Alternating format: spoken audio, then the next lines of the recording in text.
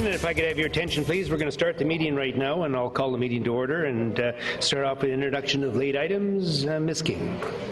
Thank you, Your Worship. We have several late items tonight. We're adding a delegation to item 8A from Mr. Fred Taylor. That's the report regarding the acquisition of a portion of the Canadian Pacific Railway Company lands at 7 Port Drive.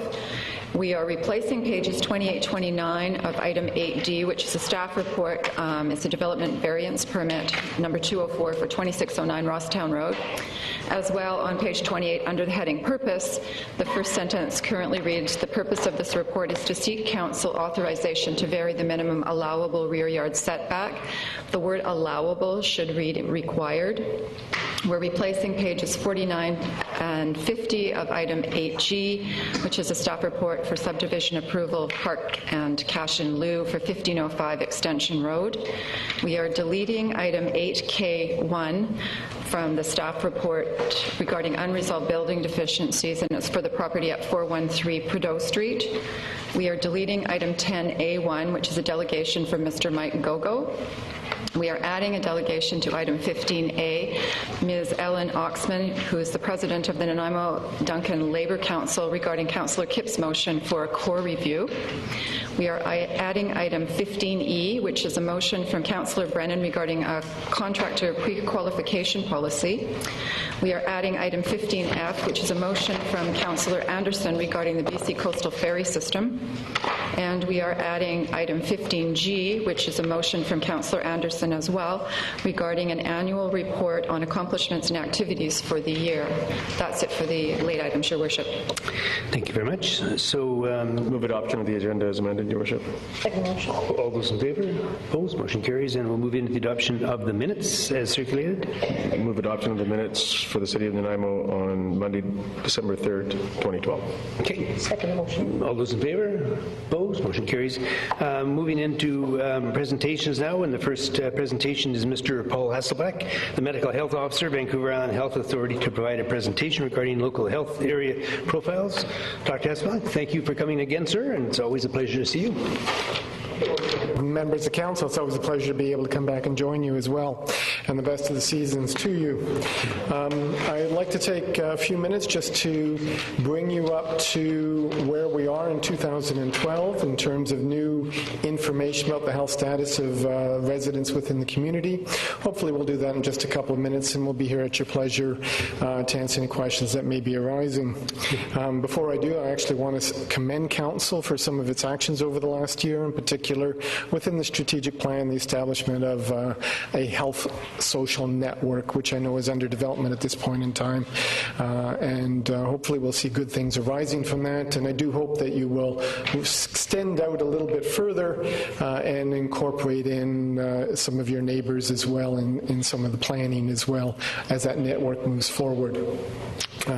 Just as a reminder to Council that the statistics that are collected on a provincial basis and by many of our colleague organizations involve a local health area which is broader than the City of Nanaimo. It incorporates in some of the surrounding areas in the RDN, the municipal district of Lanceville, but not the whole of the regional district either. So it's based on the old school district boundaries, and that's a geographic area where Nanaimo as a city is the dominant population contributor to that, but not the sole population contributor.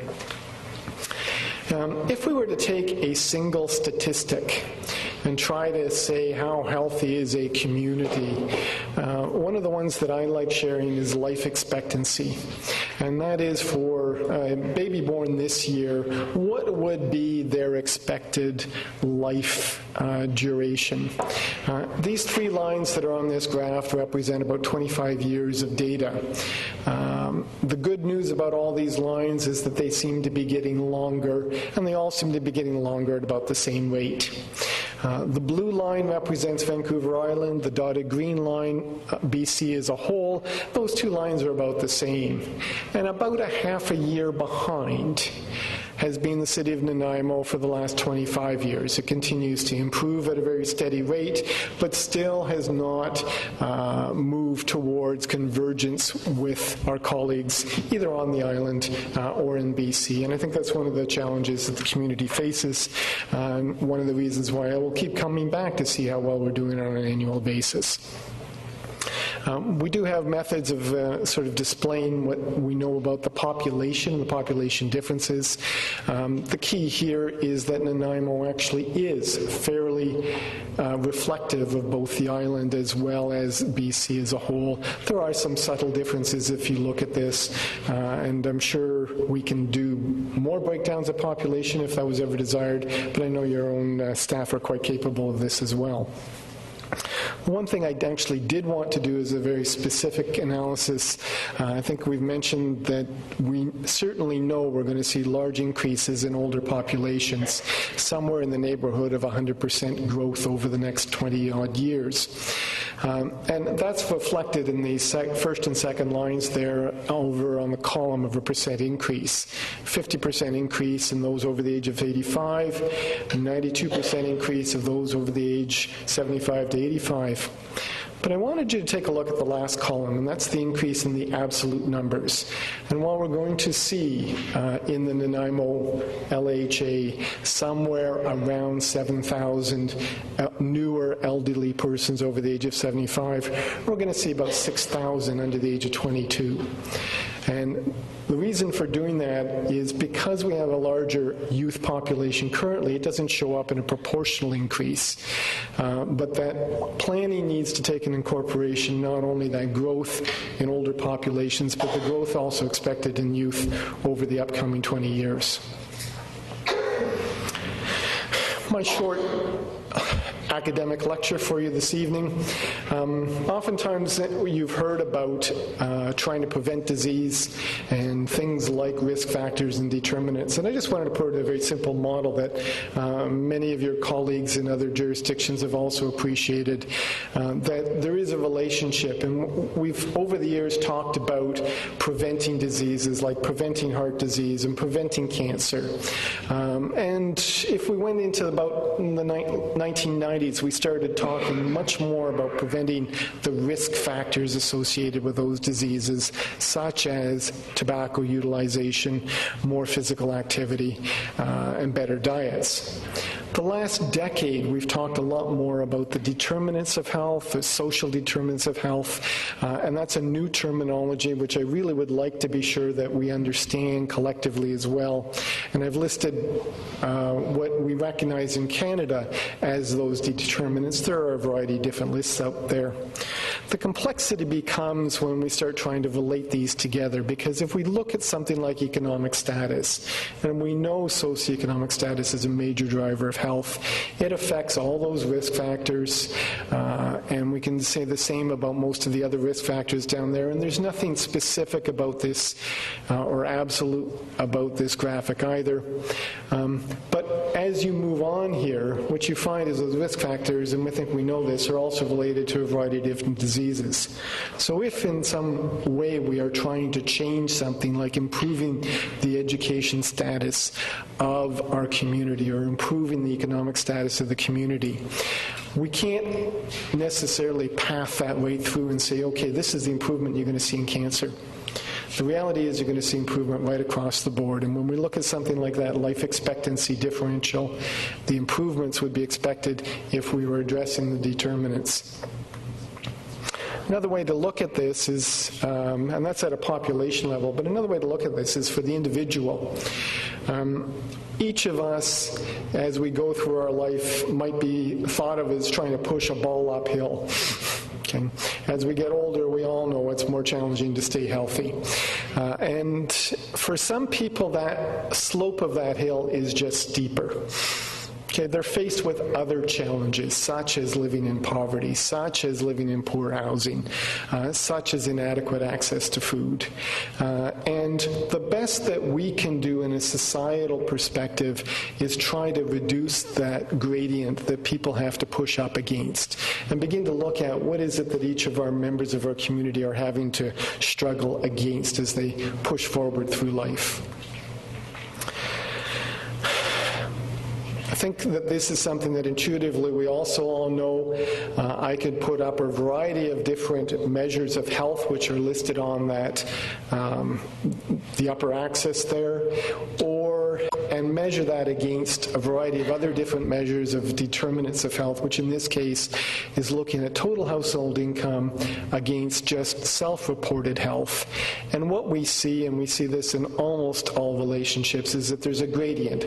Those that have the most in the way of resources, in this case, highest household income, are the ones that reported the best health status. And reporting best health status is usually pretty reflective of overall health status.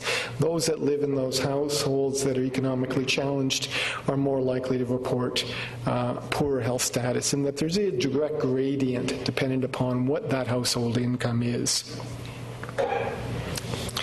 Now, I'm just going to take a few minutes to take a look at the data that is provided in the local health area profile. Those profiles are accessible online. They are generated predominantly from publicly available documents, just in a fashion that makes it easier for people to take a look at. I'm presenting them slightly differently so that it becomes easier to understand.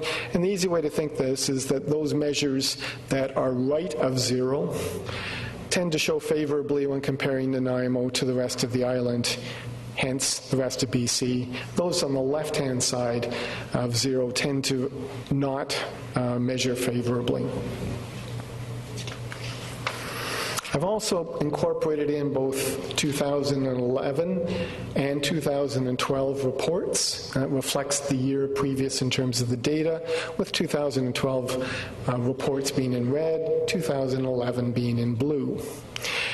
If you look at one just as an example here so that you can understand it better, here we're looking at something like stillbirth, or the second line up there, mothers who are having babies at over the age of 35, which is generally a reality of today's society, but not necessarily as a something that is conducive to ensuring the well-being of babies.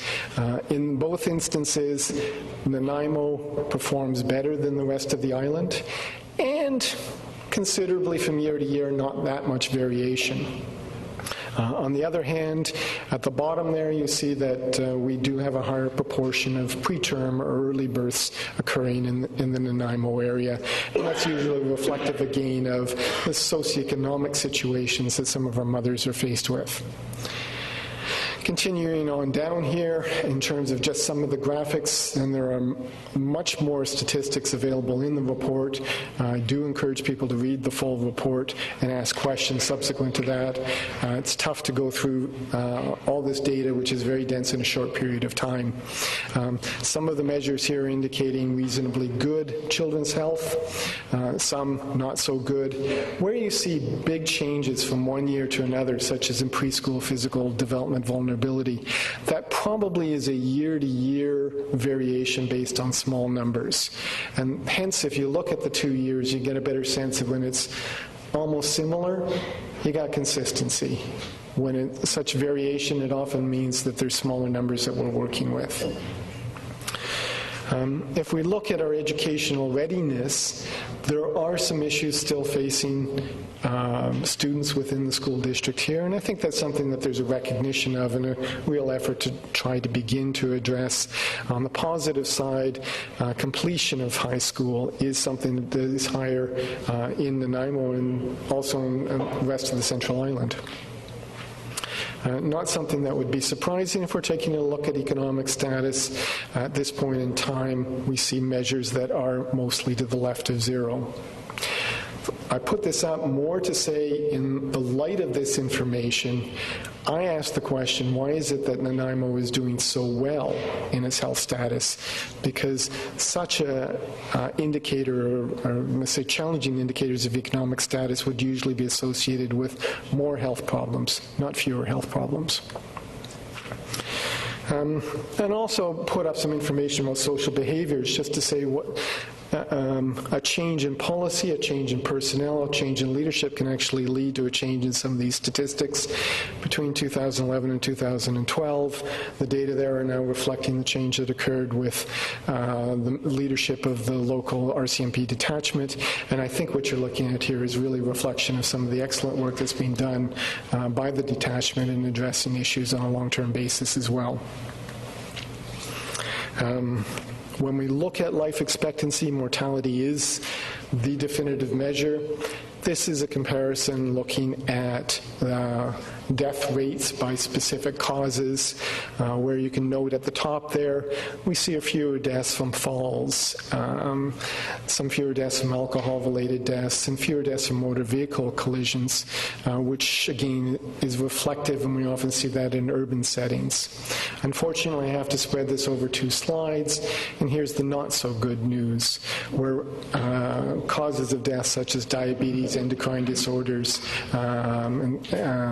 and ischemic heart disease tend to be occurred at higher rate in the Nanaimo area compared to others. And usually those are the things that we're looking at that are contributing to that lower life expectancy. So as we begin to look at how to make improvements, looking at some of the contributors to chronic diseases will be an important component.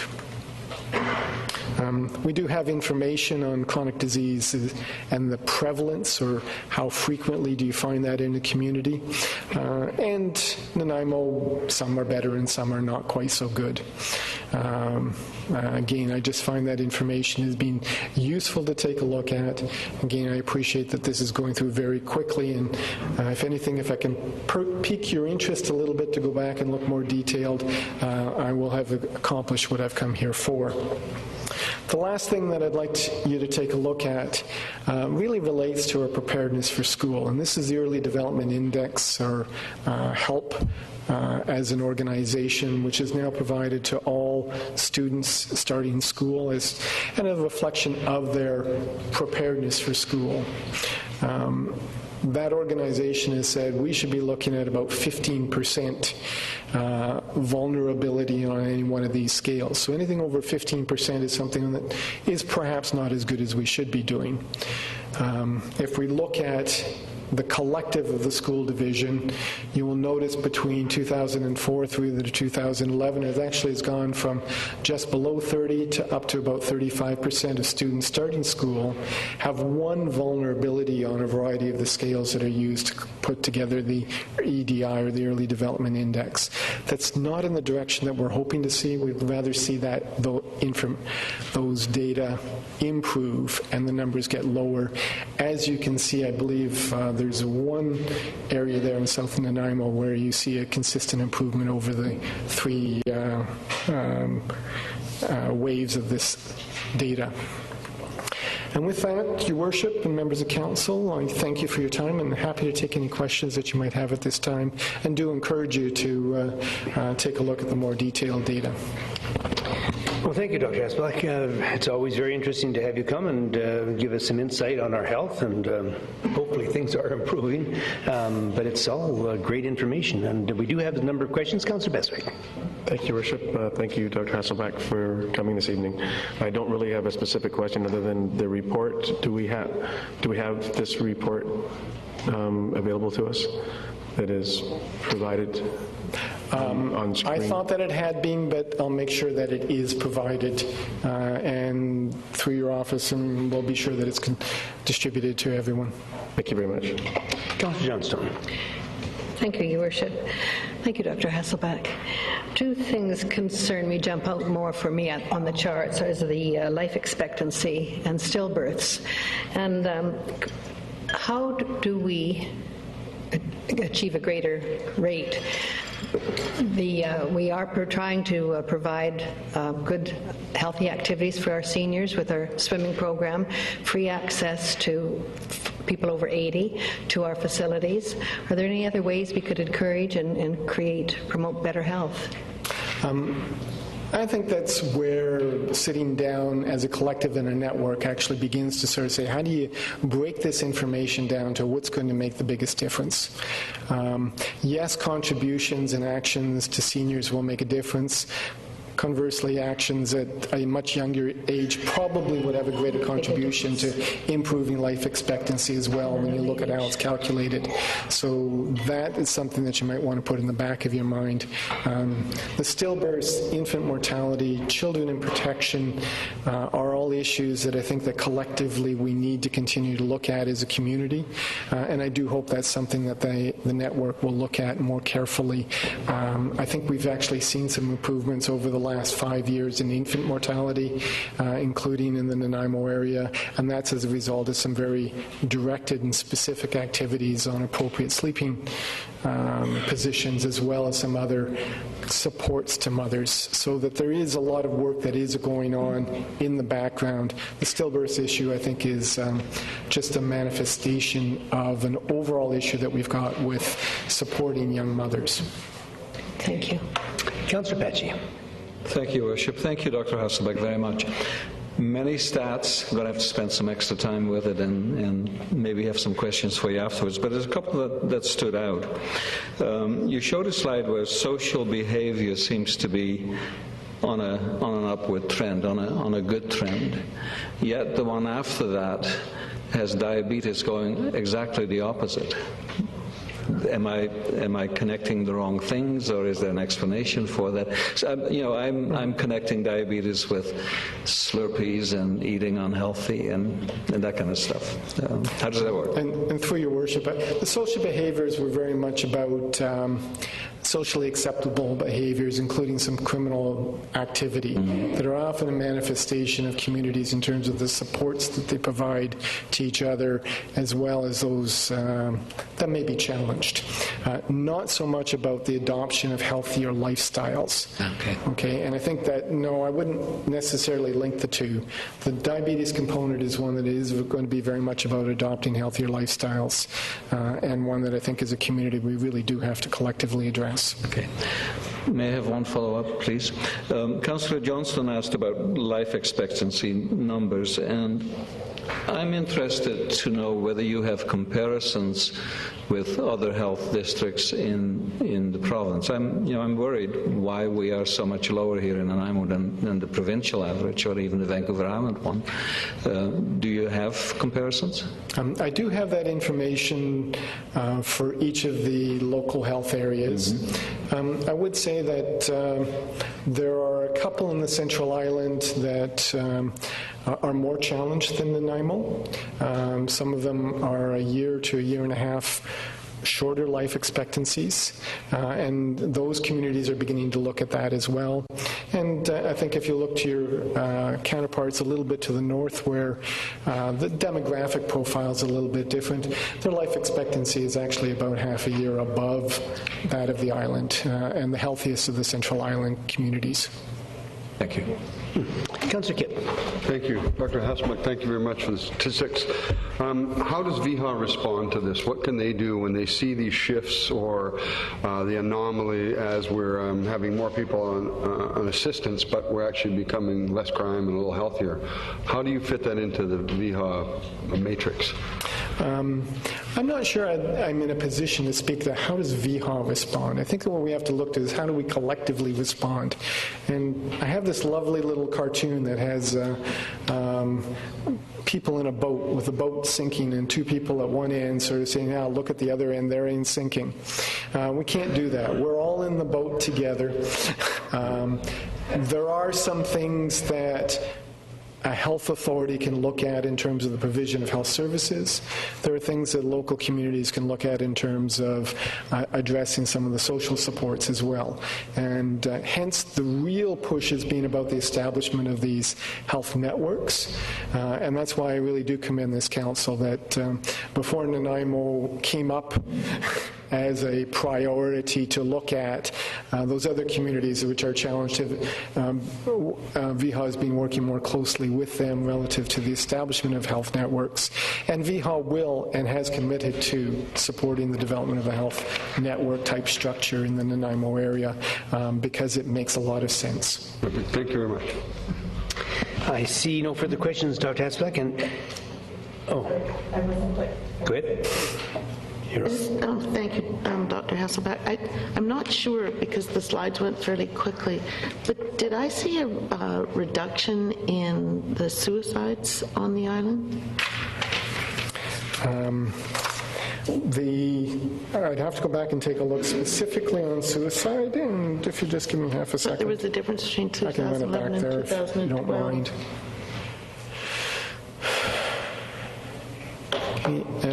That's the fifth column down. What you actually see is a reduction in suicide from one year to the next.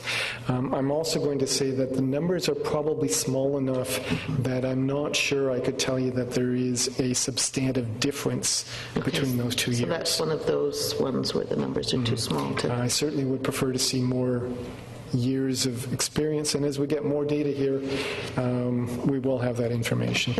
We have, in the city of Nanaimo, we've been working, well, not the city of Nanaimo, but programs, agencies within the city have been working on teen suicide prevention and initiatives. So I would be interested in seeing that over time and see if there's a continued reduction. So through your worship, those are the sorts of questions that data does exist. We can go back much further in time if there was a question of that nature to look at a suicide over 10, 15 years or even longer. I actually do have that information available. They're just not here for your presentation at this point. Thank you. So I don't see any further questions, Dr. Hasselbeck. Again, thank you very much for coming, and your time is valuable. We understand that, and I think you're really providing a wonderful service for the Central Island area, and I thank you for that, sir. Thank you, your worship, and the best of the season to all of you. Yes, and to you. Thank you.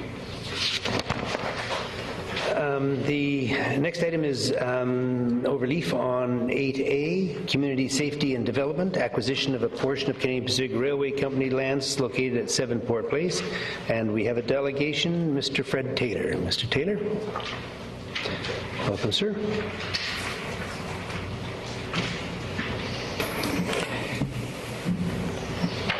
Mayor Rattan and council members, I raise question, not support of or opposition to the purchase of a portion of the Canadian Pacific Railway land, namely number 7 Port Drive, Nanaimo. Your decision has already been made in camera to purchase the land. I believe a few have taken the idea of fast ferry service to our city, just as some have promoted us into this conference center. I understand the council was competing with the Port Authority for ownership of the lands. The Port Authority has contributed many dollars to our city, this conference center, walkways, parks, etc., not to forget the economy of our harbor. In my opinion, they are the ones in cooperation with the city to guide development of our harbor. As the staff report says, the requirements for works and services through subdivision, including replacement of the existing wooden trestle, and I might add, park dedication from subdivision of land, have been prohibitive for prospective buyers.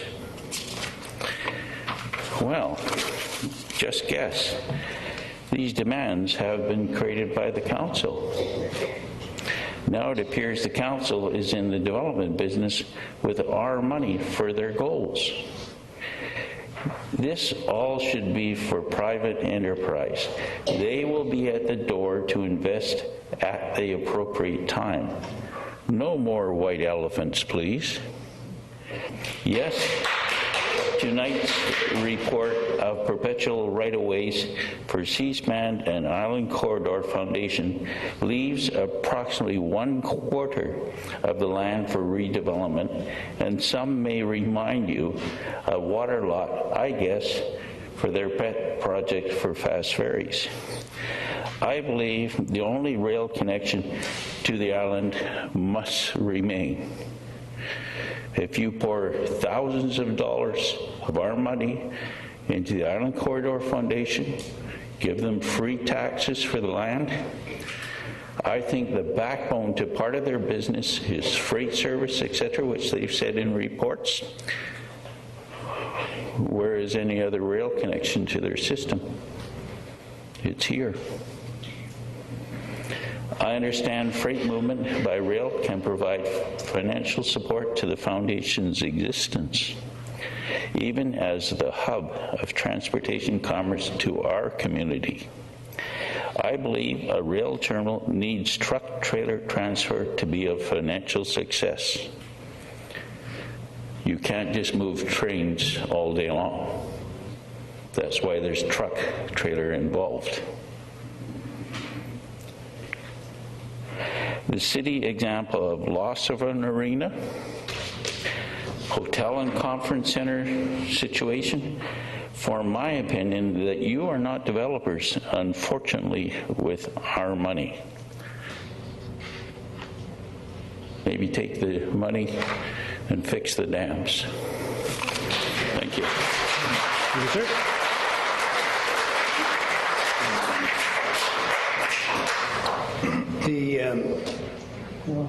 Councilor McKay, go ahead.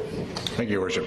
Mr. Taylor, with reference to your comments concerning development and getting into the development business, a number of years ago, after the 40s, after the war, there were a number of communities across Canada that were involved in the development business.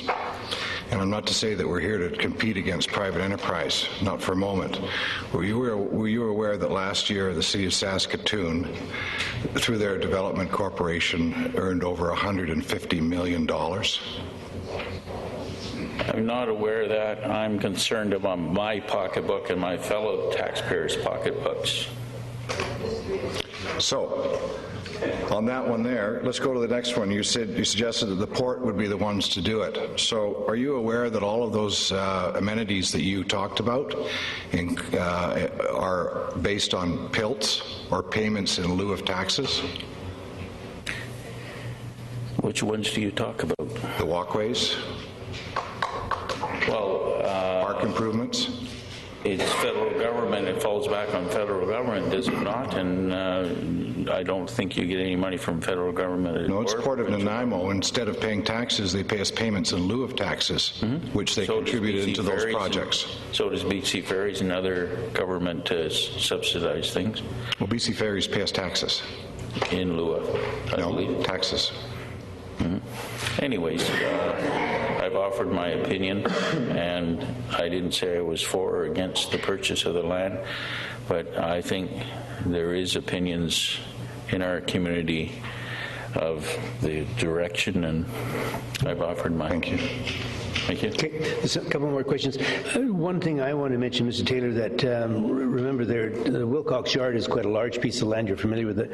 The city didn't buy it all, obviously, just a portion of it. And the motivation on our part wasn't land development, but to try to relocate the bus transfer system so it's downtown in that location. And I think we, for a number of years, have looked at trying to make a transportation hub. Jack Little, when he was on the council, came up with that idea. And I think that it's something that we see as a great opportunity, and I think we did try over the years to look at a number of different sites, possible sites for this transportation hub, and specifically the regional bus system. And that was the motivation. The city and RDN together are buying this piece of land primarily for the development. But in my understanding, Mayor Rattan, there's only a quarter of this land for that purpose, and we have a good place down here where there's no hotel, etc. That used to be a transit exchange that brings everybody, if you got something going on here, etc., into a closer downtown core in the main street.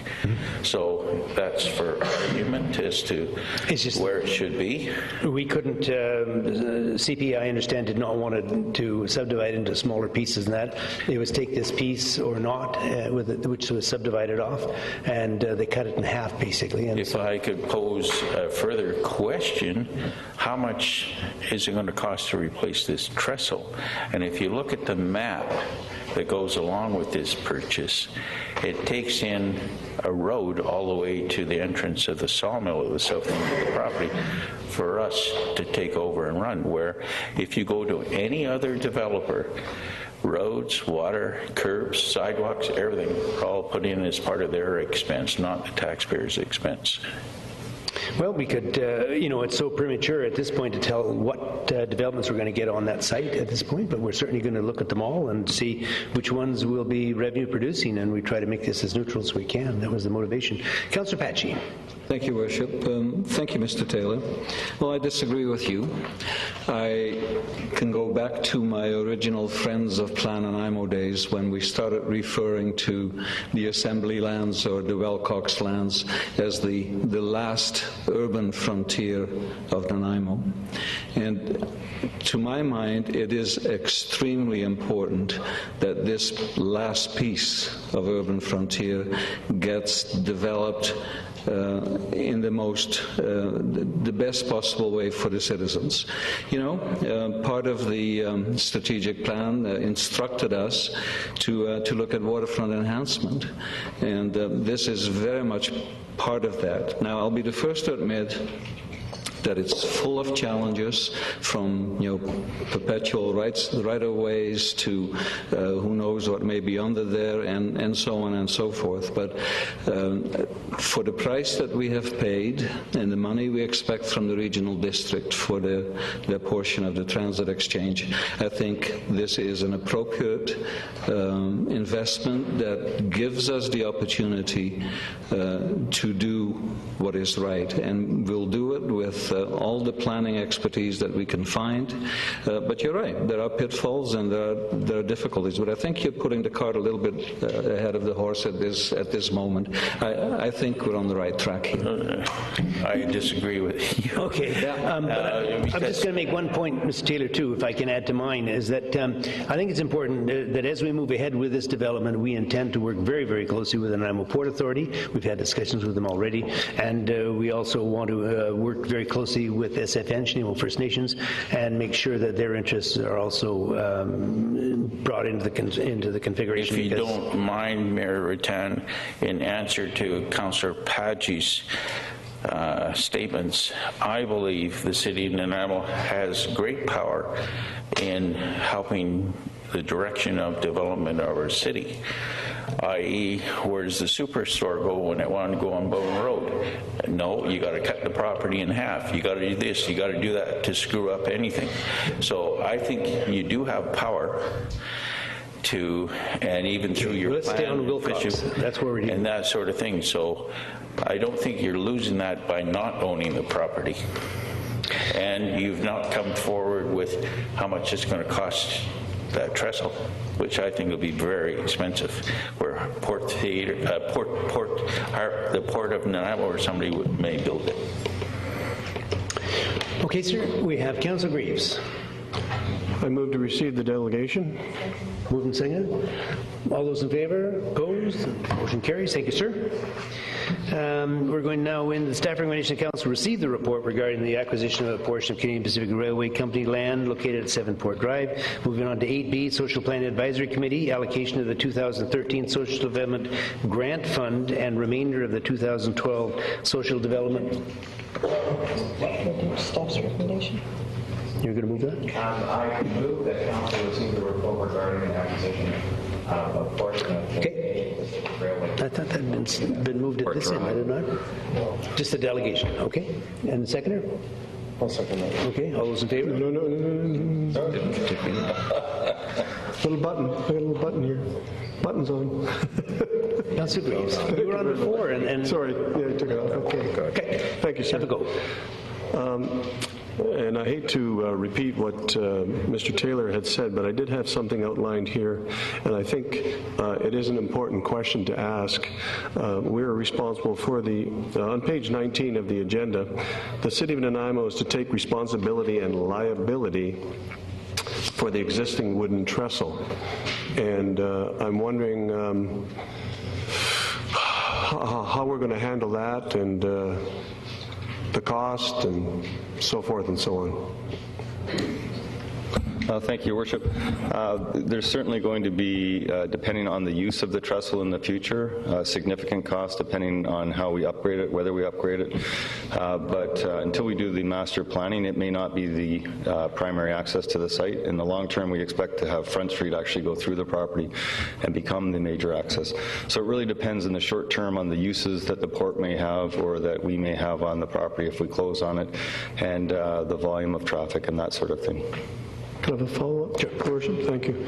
So, I mean, worst case scenario, we get a cruise ship here and a bunch of buses from the cruise ship come over the trestle and trestle collapses.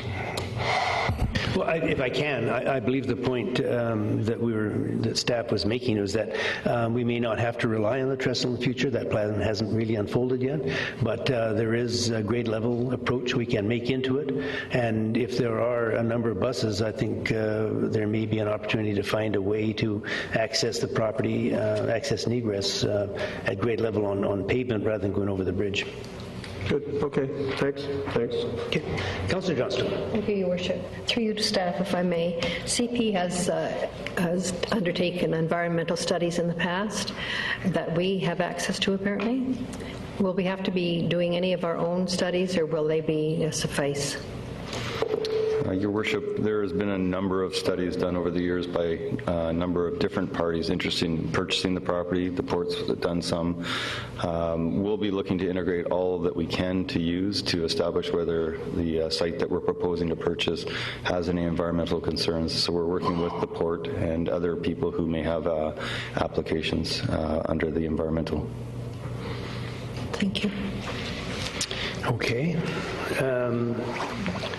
Are we going to come back to you to have it go with it? All those in favor? Opposed? Motion carries. And now we're going to do with the B, that the social committee recommendation to council allocate $60,000 from the social development grant fund, $3,600 from the 2012 social development grant fund, and $1,410 from the 2012 community service grant fund to Loaves and Fishes community. And Ms. And seconder, moved and seconded. No discussion. All those in favor? Opposed? Motion carries. Harewood Neighborhood Plan Process Update. Staff recommendation council receive the Harewood Neighborhood Plan Process Update.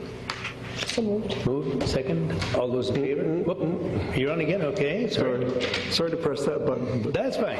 Thank you, Worship. I do have a question. We're doing a transportation master plan for the area for over 2 years, and on page 26 it says that the Harewood Neighborhood project is going to have a transportation analysis as well. And I'm looking at it and thinking it's a redundant situation. And through you to staff, I was wondering why are we doing two at the same time? Your Worship, the work that's being done with the Transportation Master Plan is being done on a citywide basis and is to establish the overall principles of the transportation network, including other uses, including transit, the ferry system, and so on. What this is in the Harewood Neighborhood Plan is to look specifically at the Harewood area and do a detailed analysis within that area to make specific recommendations about the road network within Harewood specifically. So one is a more sort of 30,000-foot view of the world, whereas this is down at about the 5,000-foot level and doing a more detailed analysis. That makes sense. Thank you. Councillor Patchy. Thank you, Worship. Well, neighborhood planning is one of those municipal building blocks that our OCP talks about. And while I spent some time at the second day of the charrette that was held about a week and a half, maybe 2 weeks ago, it was absolutely amazing to see how a sizable group of people who were participating in that charrette are taking ownership.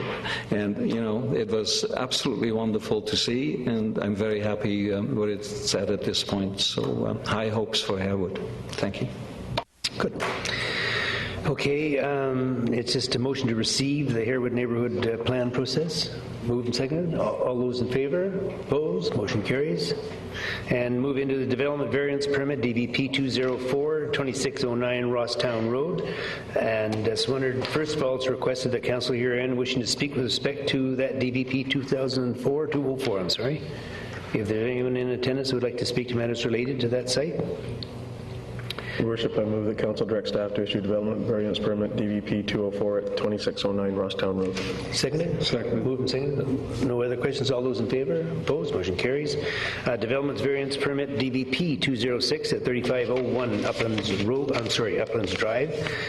It's requested that council herein wishing to speak with respect to DVP 206. Is there anyone in attendance who would like to speak to matters related to that particular site?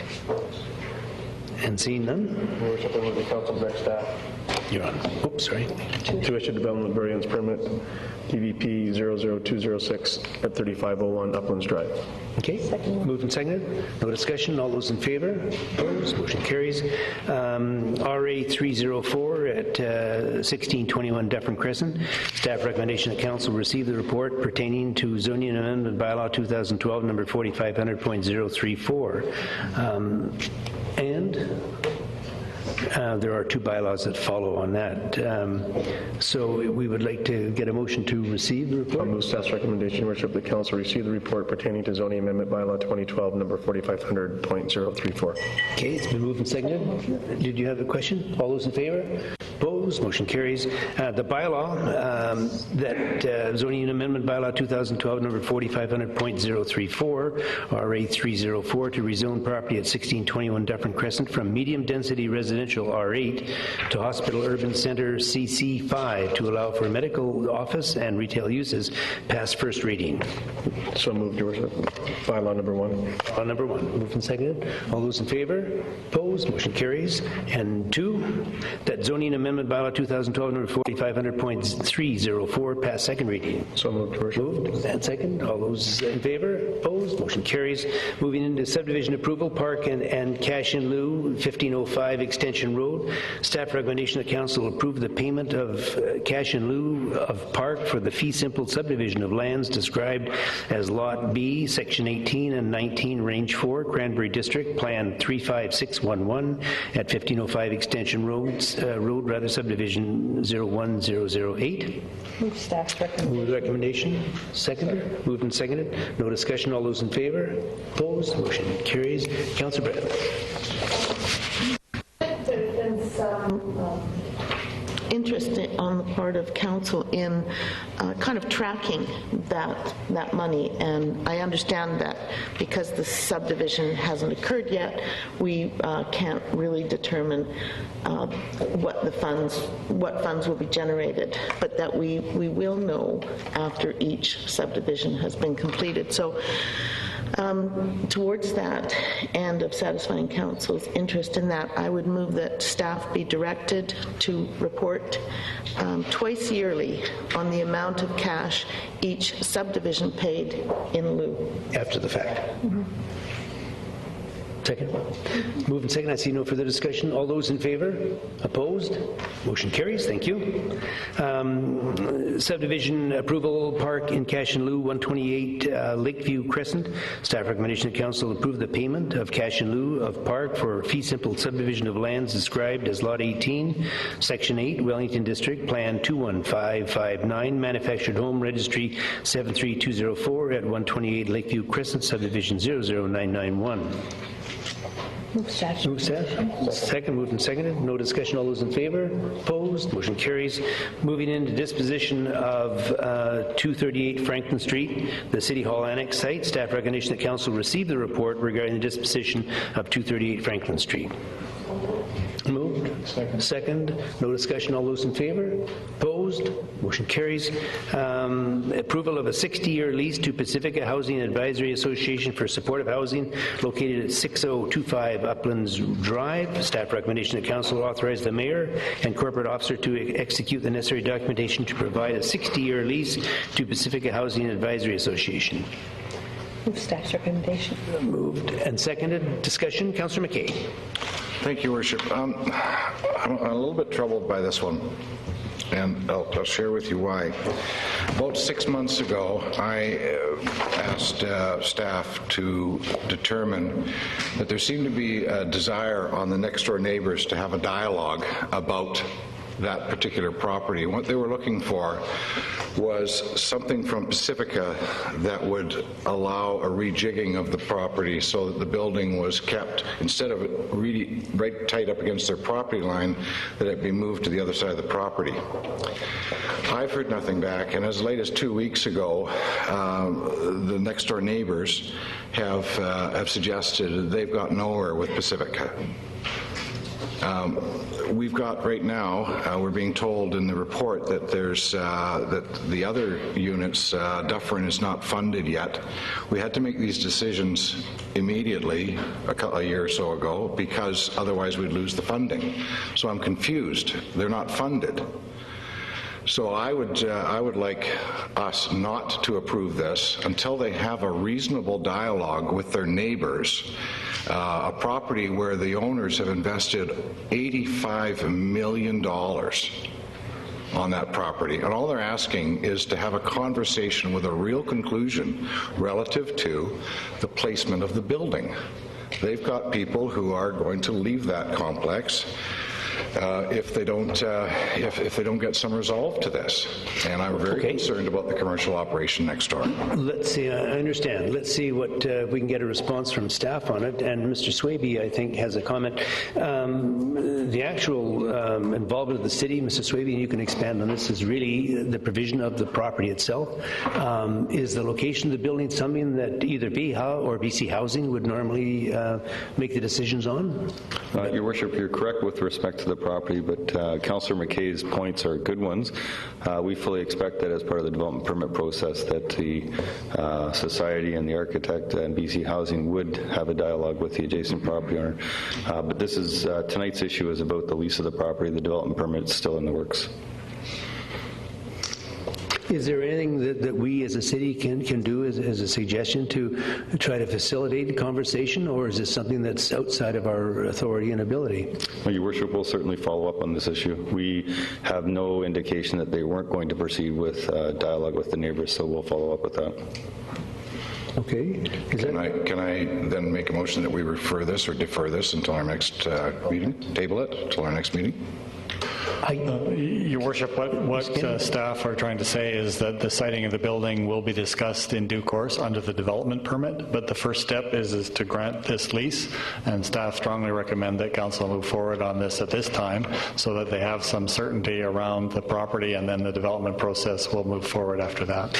And if I can follow up on a question on Councillor McKay's point, does the city at a later stage have the authority to insist that the building be located in a different manner? Well, the city has the approval process for the development permit, and what Mr. Swaby is saying is that we will undertake to make sure that the discussion occurs between Pacifica, between Pacifica and the neighbors, and we're not sure that everything will be resolved, but we'll certainly undertake to make sure there's a discussion.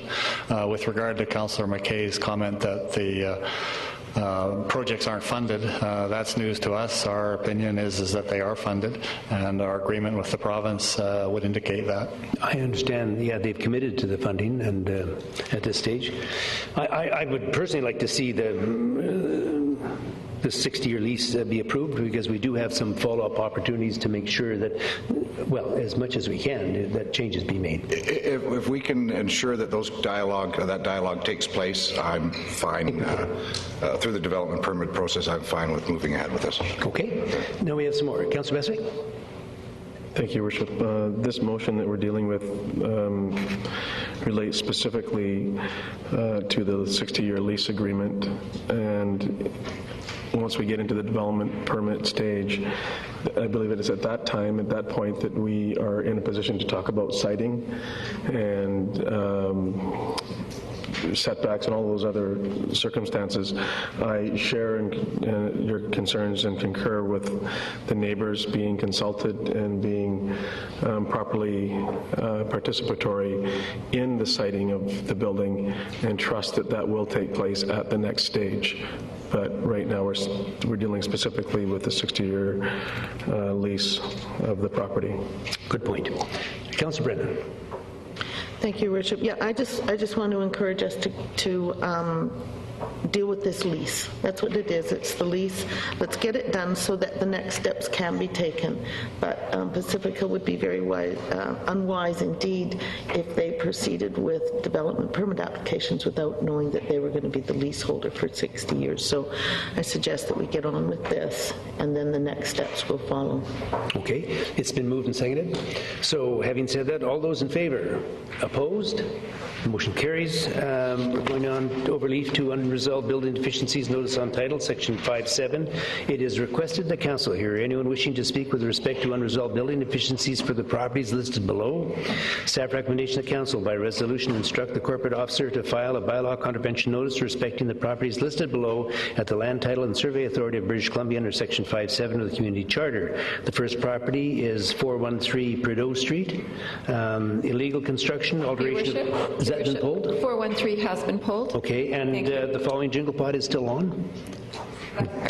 Okay, so the 2275 and 2277 Jingle Pot Road, illegal construction of a deck without a building permit. Is there anyone in attendance who'd like to speak to matters related to that property, 2275, 2277 Jingle Pot Road? Seeing none, if somebody would like to... Your Worship, by resolution, instruct the corporate officer to file a bylaw contravention notice respecting the properties listed below at the Land Title and Survey Authority of British Columbia under Section 57 of the Community Charter. Seconded? Okay, no discussion. All those in favor? Opposed? Motion carries. Moving into corporate services, and Section 9A is delegations pertaining to the 2013-2017 financial plan. Is there anyone in attendance that would like to speak to matters related to the 2013-2017 financial plan? Welcome, sir. Good evening. Ron Boland, 3165 King Richard Drive. I've been looking over the budget and trying to understand it, and I have a few questions that I hope can be resolved. We're dealing with growth and its costs and its benefits. I noted in the December 10th presentation by Mr. Clemens that the statement was made that in 2013 we would anticipate $1,200,000 in new tax income due to development during that year. What was missing from that discussion was the cost of the development that took place in that year. It strikes me that this year we have something like $20 or $30 million or more in costs related to development. I don't see how we can keep this up if we're getting $1.2 million in income and spending 10 or 20 million and passing it on to taxpayers, either in the form of borrowing. I see we've got 20 million in borrowing coming up for next year, or in a reduction in our reserves. So can we get a cost to development for the city in the same way that we've derived this income that comes from development? Okay, through staff, Mr. Kenny, do you have a comment? Yeah, I have a comment, and perhaps Mr. Clemens will as well. So I'm not sure where the 20 or 30 million that Mr. Boland relates to comes from. We'll have to discuss that perhaps after. But I can say that Council has a policy that development pays for the direct cost of development wherever permissible by law and wherever it can. And to that extent, Council has adopted policies like development cost charges and works and services to make that happen. And that's not to say that there aren't some costs related to growth that can't be recovered. But in general, it's certainly my opinion that growth is a positive for the community. There are some costs to the city, but there's a lot of benefits for the community in terms of employment and economic development. So anyway, I'd be happy to have a discussion with Mr. Boland after the meeting about the $20 or $30 million that he's referring to that he said is in the budget relating to the cost of development, so that I can answer him more fully. Okay, Mr. Clements, any comment? Are you okay? That's fine. I wanted to make one other point as you've raised, Mr. Kenning, and that is that we have had for approximately 4 years, I believe, no reexamination of our development cost charges. And I'd understood that our policy was that would be done every 3 years, yet it seems to be here we're at another budget and missing that examination. Am I correct in that? Your Worship, there is an internal staff review of development cost charges underway right now, and our recommendation resulting from that will be coming forward during this term of office. Okay, thank you. Okay, sir, thank you. For now. Is there anyone else who would like to speak to matters related to the 2013-2017 financial plan? Welcome, sir.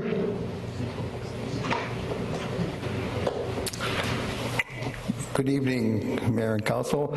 We just need your name and address. I think you're pretty well known, but yeah, okay. Someone who may not. Mike Gogo, South Forks Road. Anyhow, what I was asked to relinquish some of the time that we had tonight to speak about the Harewood Dam, but I believe that the people that are going to speak tonight have put more effort into it than I have, so I relinquished all my time. But I do ask for 2 or 3 minutes because I have an idea that you may consider that would be very, very positive about the dam, extremely positive, financially and ecologically. Okay, the only thing is, what you're speaking on now is the 2013-2017 financial plan. So if the points you're raising are related to the 2013-2017 financial plan, or at the end of the meeting, there's a question period if you want to raise the issue later. Okay, because I believe I have a very positive idea. As you know, I was the person responsible for collecting all the gas off the dump in Nanaimo and turning it into generation plants for electricity. And I have a similar idea for the dam that could generate a lot of money and still have it 100% ecologically sound. But if you're interested in that kind of a bizarre idea, I'll be here. Thank you, sir. Now, is there anyone else that would like to speak to matters related to the 2013-2017 financial plan? Welcome, sir. New glasses. Oh, my God. Well, I see. You lower my taxes and I'll be able to get it. We'll take those in the future. Once again, it is, Robert Fuller, 3350 Hammond Bay Road. Once again, it is time for City Council, staff, and the citizens of Nanaimo to consider the financial plan for the coming year and for the next few years down the road. I've noticed over the past year glimmers of concern from Council for the taxpayers of this city, but they still seem to be too few and far between. Perhaps it's time to re-gear our thinking in the way we spend the citizens' taxes and use this money wisely, rather than constantly raising taxes and fees to meet the needs of the city. The taxpayer of Nanaimo does not have pockets that are bottomless, and sooner or later, we will reach the tipping point. I would implore Council and staff to individually and collectively come up with some common sense ways and maybe even think outside the box to find new ways to address and alleviate the never-ending barrage of taxes and fees. The citizens of Nanaimo rely on Council and staff for their expertise to do just this. It's not only your obligation, but it's your duty to perform this service for your citizens. Thoughtful decision-making can go a long way in making a difference. Quite frankly, I believe the Canadian Federation of Independent Businesses annual report on municipal spending should be required reading for Council and staff alike. While I have not had time to fully digest the 2013-2017 financial plan, one item seems a bit disconcerting. This is the increased subsidy of $234,000 to the operation of the Vancouver Island Conference Centre. Somehow I recall earlier this year a presentation from the operators of said convention center stating that 2012 was going to be the best year with more delegate days than ever. Some on council seemed ecstatic, but when Councilmember Greaves asked the delegation if and when the conference center would break even, I had to take a deep breath and suppress a chuckle. Mind you, I certainly did not see this coming, and hopefully this will not be an ongoing and reoccurring thing. I don't know how delegate days are arrived at or even how they're calculated, but it would just seem to me that greater delegate days would indicate a lessening in the subsidies that the taxpayers of Nanaimo should have to pay. Hopefully this increase is not for performance bonuses. As a question, is the city able to revisit the contract with which this asset is operated by and see precisely why almost $250,000 is needed? Or do the citizens of this city have to swallow the explanation of poor economy and lack of a hotel as a reason for the infusion of cash? Perhaps council might like to look at the operations contract for the VICC before this money is thrown at the problem. Thank you. Okay, sir. Thank you very much. I see no other questions. Thank you. Now, is there anyone else that would like to speak to matters related to the 2013-2017 financial plan? Gord Fuller, 604 Nickel Street. This would be just a quick question to staff. What percentage of the city budget is currently spent to pay down interest on borrowing? Sorry, Your Worship, I actually don't remember that number off the top of my head, but I can get that number to Mr. Fuller tomorrow. Okay. Thank you. I think it would be interesting for the public to hear it, and that's why I'm asking it tonight. We can provide the information publicly at a future meeting with that. Okay, thanks. Okay, anyone else that'd like to speak to matters related to the 2013-2017 financial plan?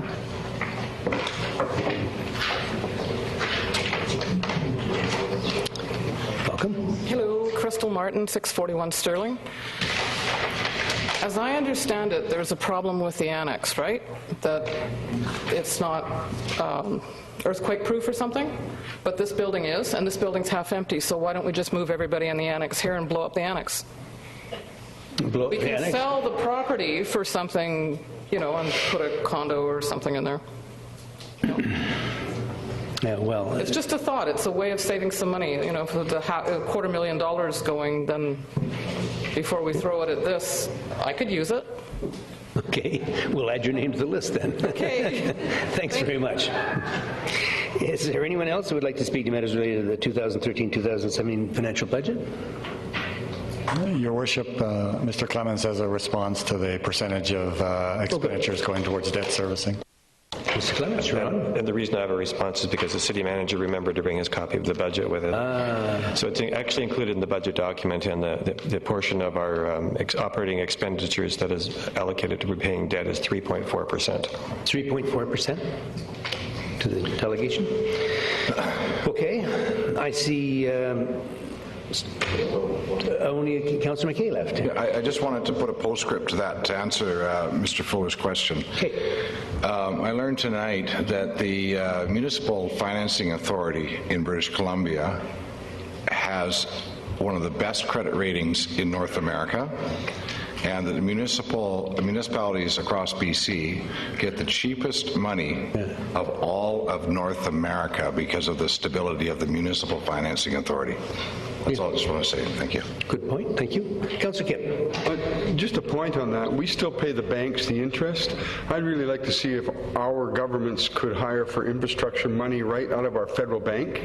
Instead, our federal bank lends the banks money, which goes through our finance authority. And we read a rate now that's much higher than the Bank of Canada rate. So infrastructure funding in Canada would be much better to come out of our federal bank. We'd save money. And the banks were making billions. Okay. Alrighty. We're moving into the community services. Summary of meeting with the Save the Colliery Dams representative and city staff. And the first delegation we have is Mr. Jeff Solomon. Mr. Solomon? No, Mike is off that one. No. No.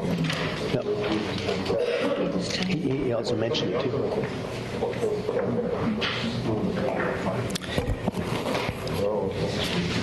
My job is to provide a summary The following two presentations will be specific with regards to the options that we feel are available and our specific request to Council.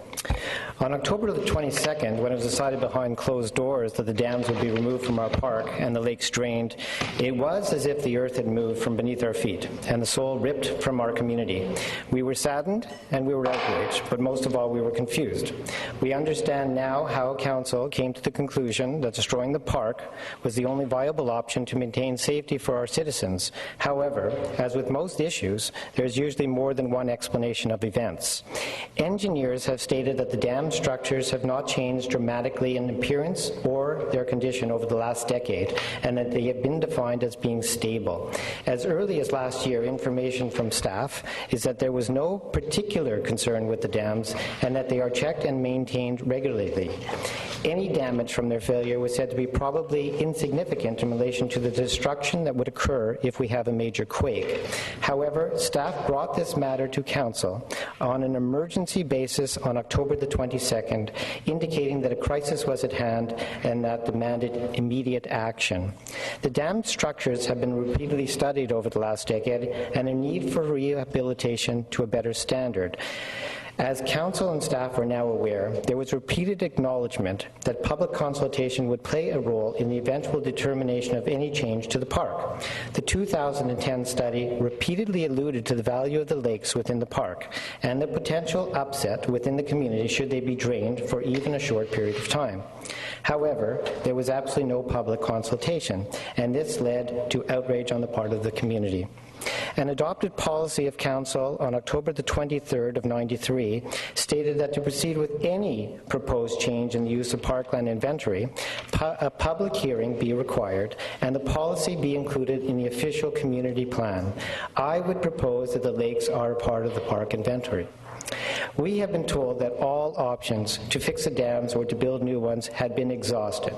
But the fact is that in 2009, direction had been given that replacement of the dams or expensive, and I'm not sure exactly what expensive meant, remediation would not be considered as being a wise use of taxpayers' money. We question if it is appropriate that this type of direction be given by staff. All cost estimates that have been quoted by the city and the engineers are simply best guesses and have not been qualified whatsoever by contractors, as there are no designs in place that define the type of work that is required. On November the 5th of 1980, a referendum occurred dedicating many parks in Nanaimo as parkland, and this included Colliery Dam Park. We know that the park has not been given due respect, and there has been a significant encroachment within the park boundaries, with a large section recently carved out for the placement of the new reservoir and the adjoining maintenance building. This was again done without public consultation. There was 137 trees taken out for those two buildings. Westwood Lake had been seen as being one of the highest priority in terms of risk, and in 2008, $500,000 was designated to bring it up to an acceptable standard. Staff said in 2010 it was no-brainer to fix Westwood, and that the same thing could be done at our park, but this was another issue and nothing was done other than asking for another study. The Westwood Lake fix was not deemed as being permanent, as it would require scrutiny afterwards should we have an earthquake. There is speculation that it might tax city resources to have other dams that would need to be checked out should a seismic event occur. This argument that keeping our dams will mean that they will have to be periodically maintained and inspected after an earthquake is both self-evident and silly. This can be said for any city-owned infrastructure. Information was made public that the Provincial Dam Authority was demanding that the city have a plan in place for mitigating the risks and suggesting that the removal of the structures was mandated.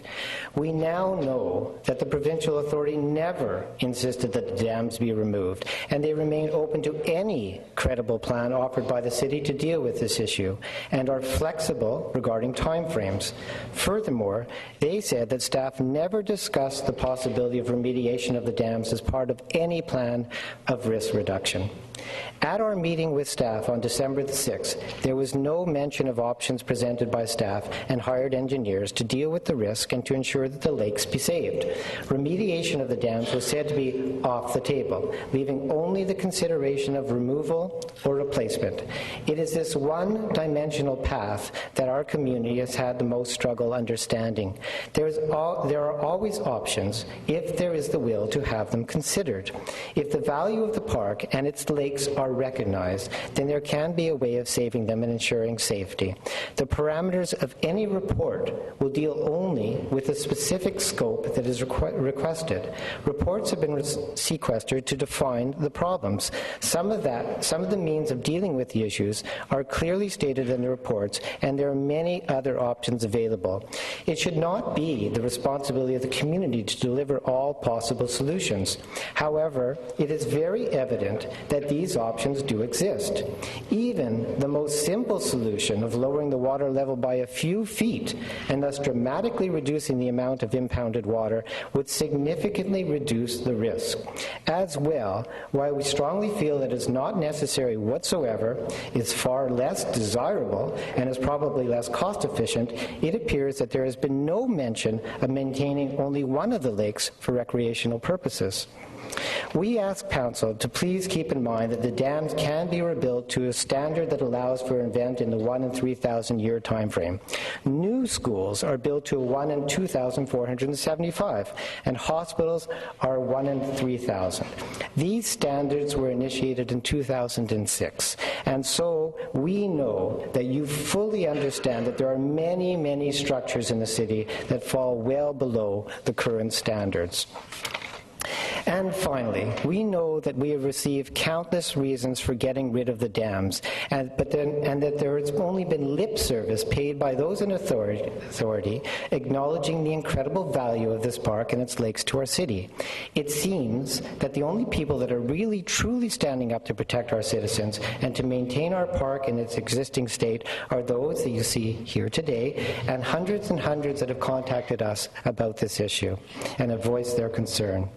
In the short span of a few weeks, with the dedication of a few unpaid professionals, we believe we have discovered that there are reasonable and doable options to ensure safety and to keep our lakes. The following presentations will address some of these possibilities, as well as the possibility of the dams being used to generate hydro and revenue. I remain hopeful that Council will consider these and make a motion that will allow for the option of being presented with the delivery of concrete information that will effectively deal with this issue, along with providing associated real costs. It is only with this information do we believe that Council will have the opportunity to make an informed decision and take appropriate action. Thank you. Thank you, sir. Okay, Mr. Solomon. Mr. Solomon.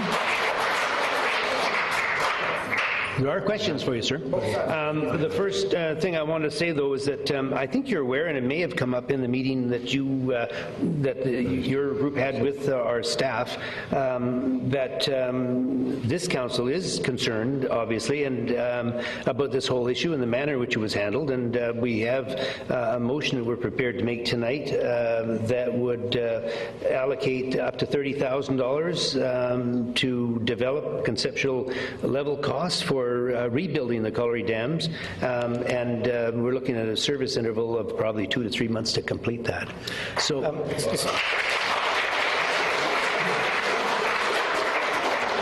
Actually, Mayor Rutten, I need you to understand that the actual motion that was put to you by staff, it differs from the motion that we are requesting, and I think it'll become more clear.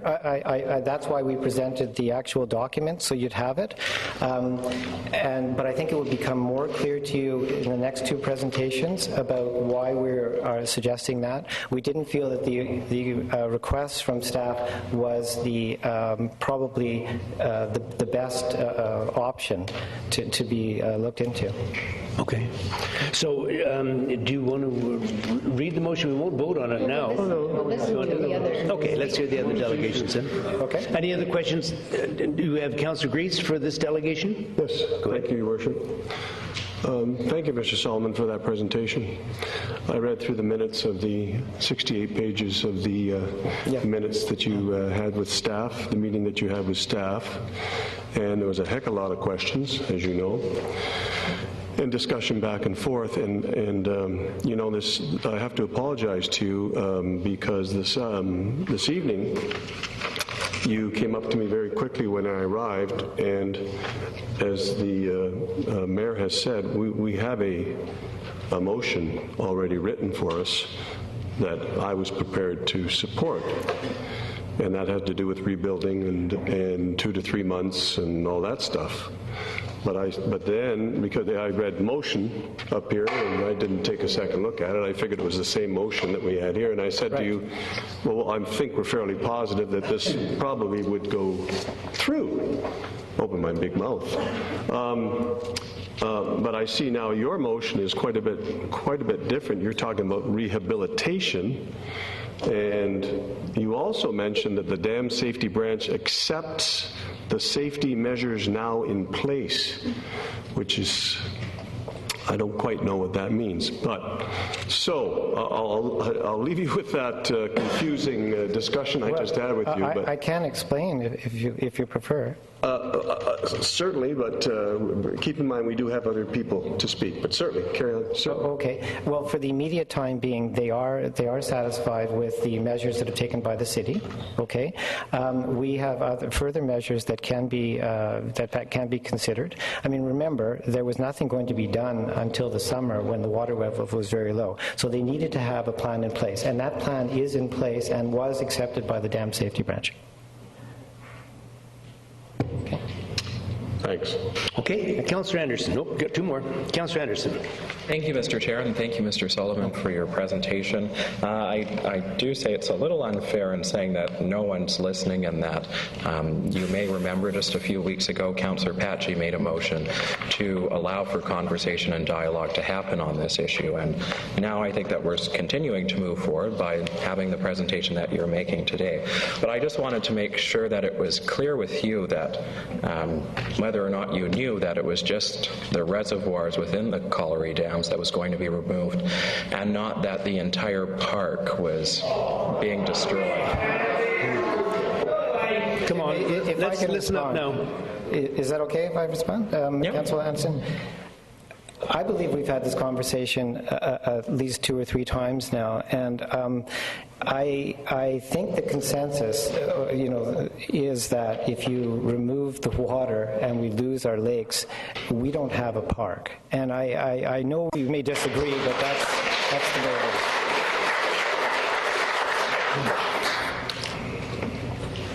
Councillor Patchy. Thank you, Worship. Thank you, Mr. Solomon. I do want to thank you in particular and your group for having come last week and spent 3.5 hours, I think it was. The 60-some pages that I read through of verbatim transcript almost made me feel that I was there.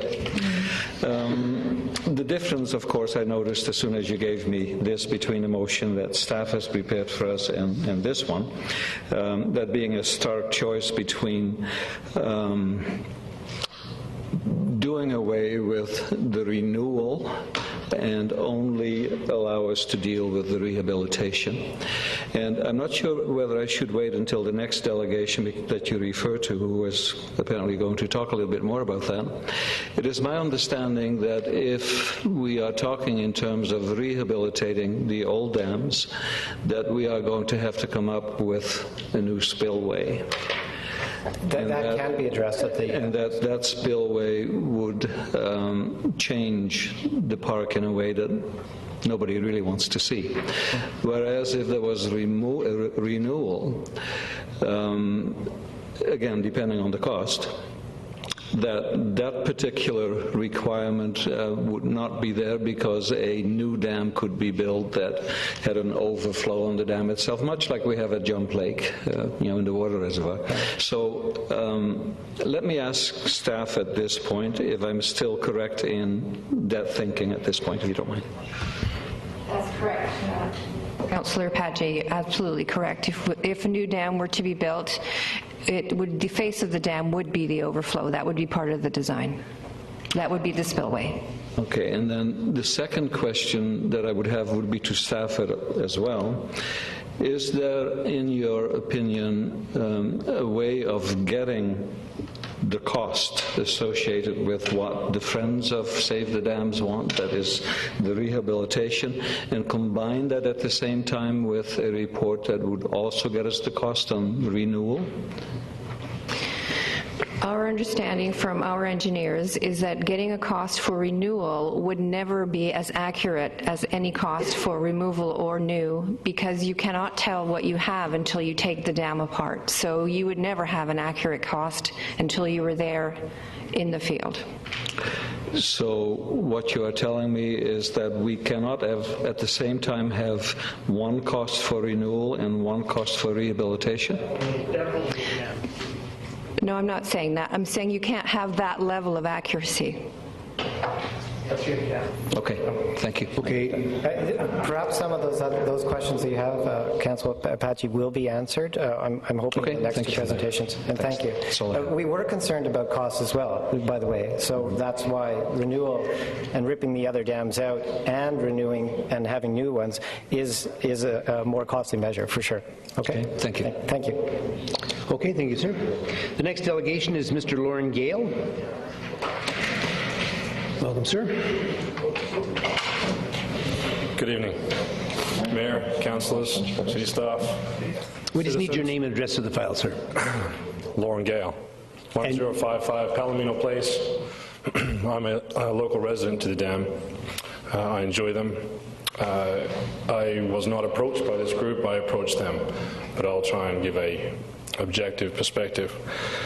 So firstly, thank you for the previous motion that was passed. That was appreciated because we did meet with the city staff and we were able to make some headway on that. So just a little bit of background.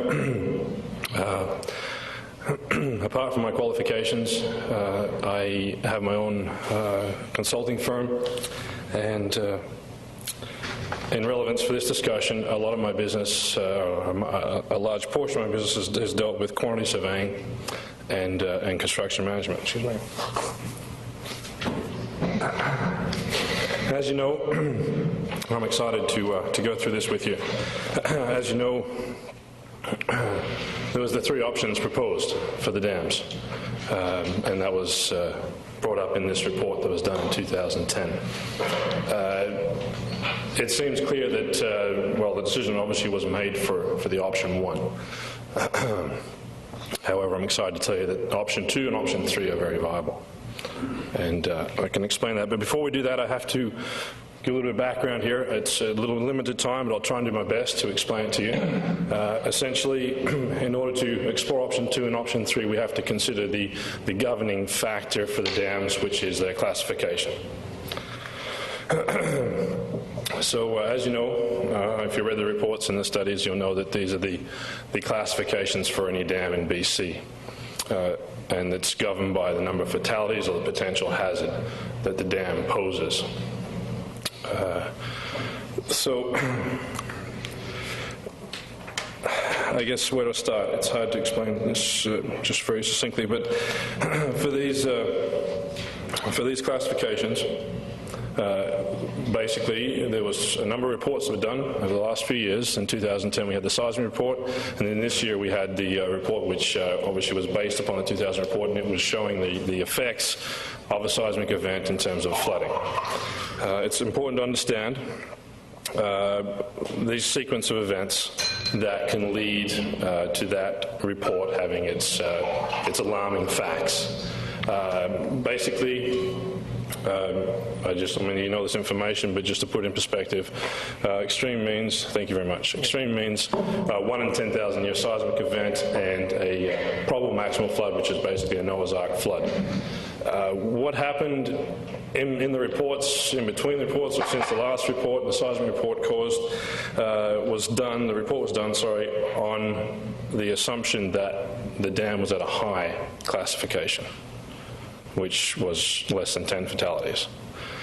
And the results of the flood inundation report showed that actually there was more than 100 fatalities, or potential for more than 100 fatalities, and then this bumped, obviously, the dam classification to extreme, which brought about this recent alarm, if you like, and the need to do something for our residents down below there. So what's important to understand here is that it's this very sequence of events that give it the classification.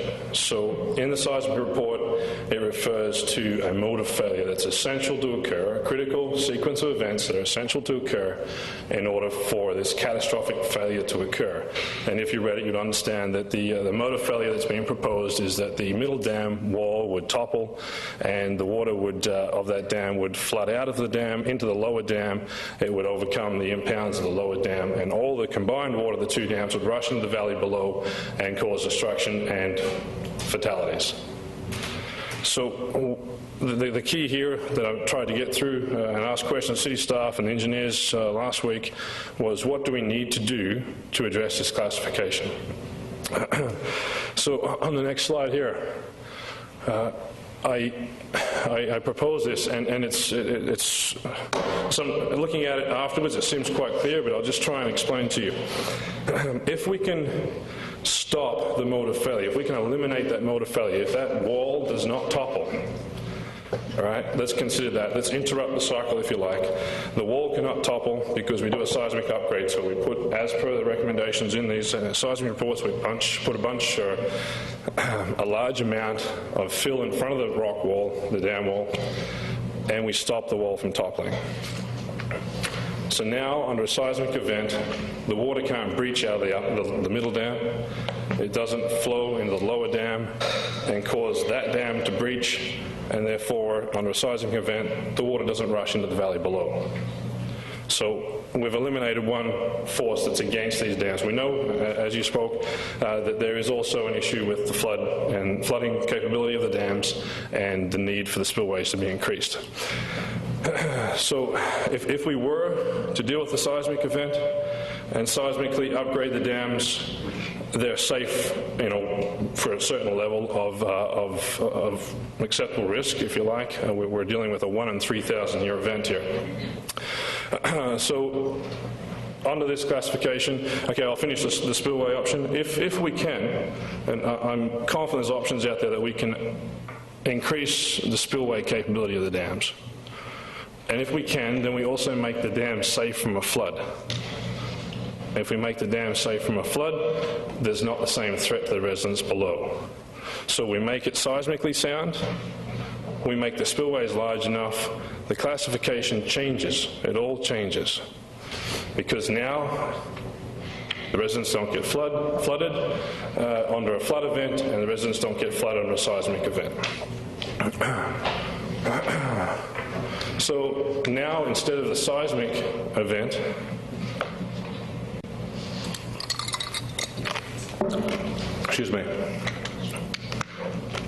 instead of the seismic event now being the governing factor in the failure of the dams, it actually reverts back to a flood event.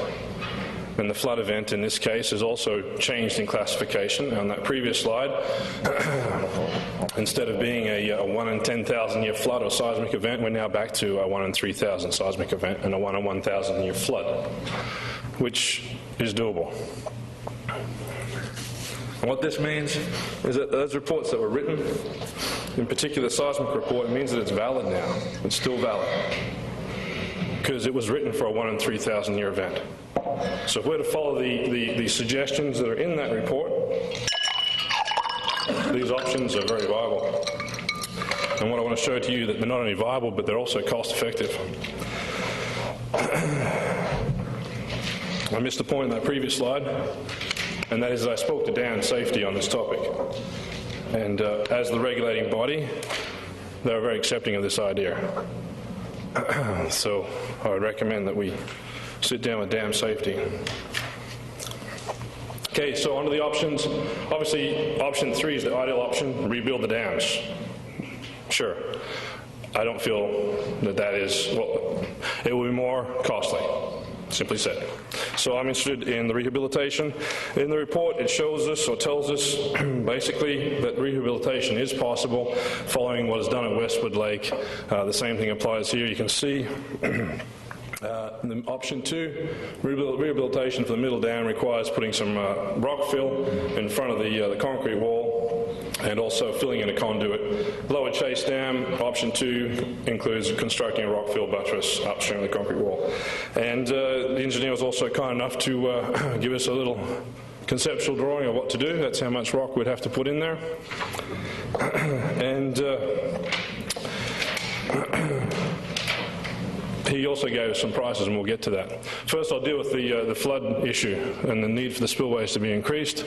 In the EBA report that was done in 2010, the engineer, he offered a couple of options.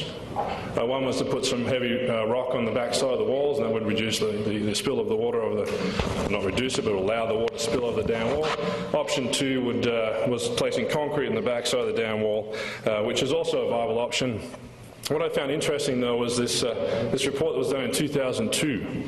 And basically they explored options for the spillways, and they presented, for some reason, mainly this option of putting a very large channel, if you like, through the park. But the interesting thing is that in the report, they made this conclusion there, and if you read it in red, it says that, let me just do this. They just said that it was highly costly.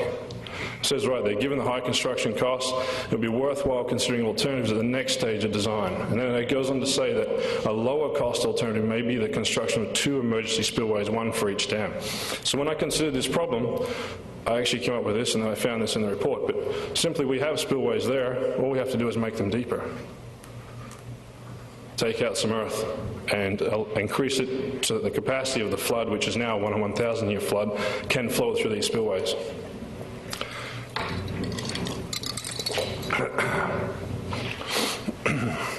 Okay, so as I said, I do quantity surveying, so this was pretty simple because most of it was already done for me. Here's the estimates from the engineer in the report of what's required to do a seismic upgrade to these dams. This is the seismic upgrade to bring it to a 1 in 3,000 year safe situation. So there it is, $500,000 for each dam.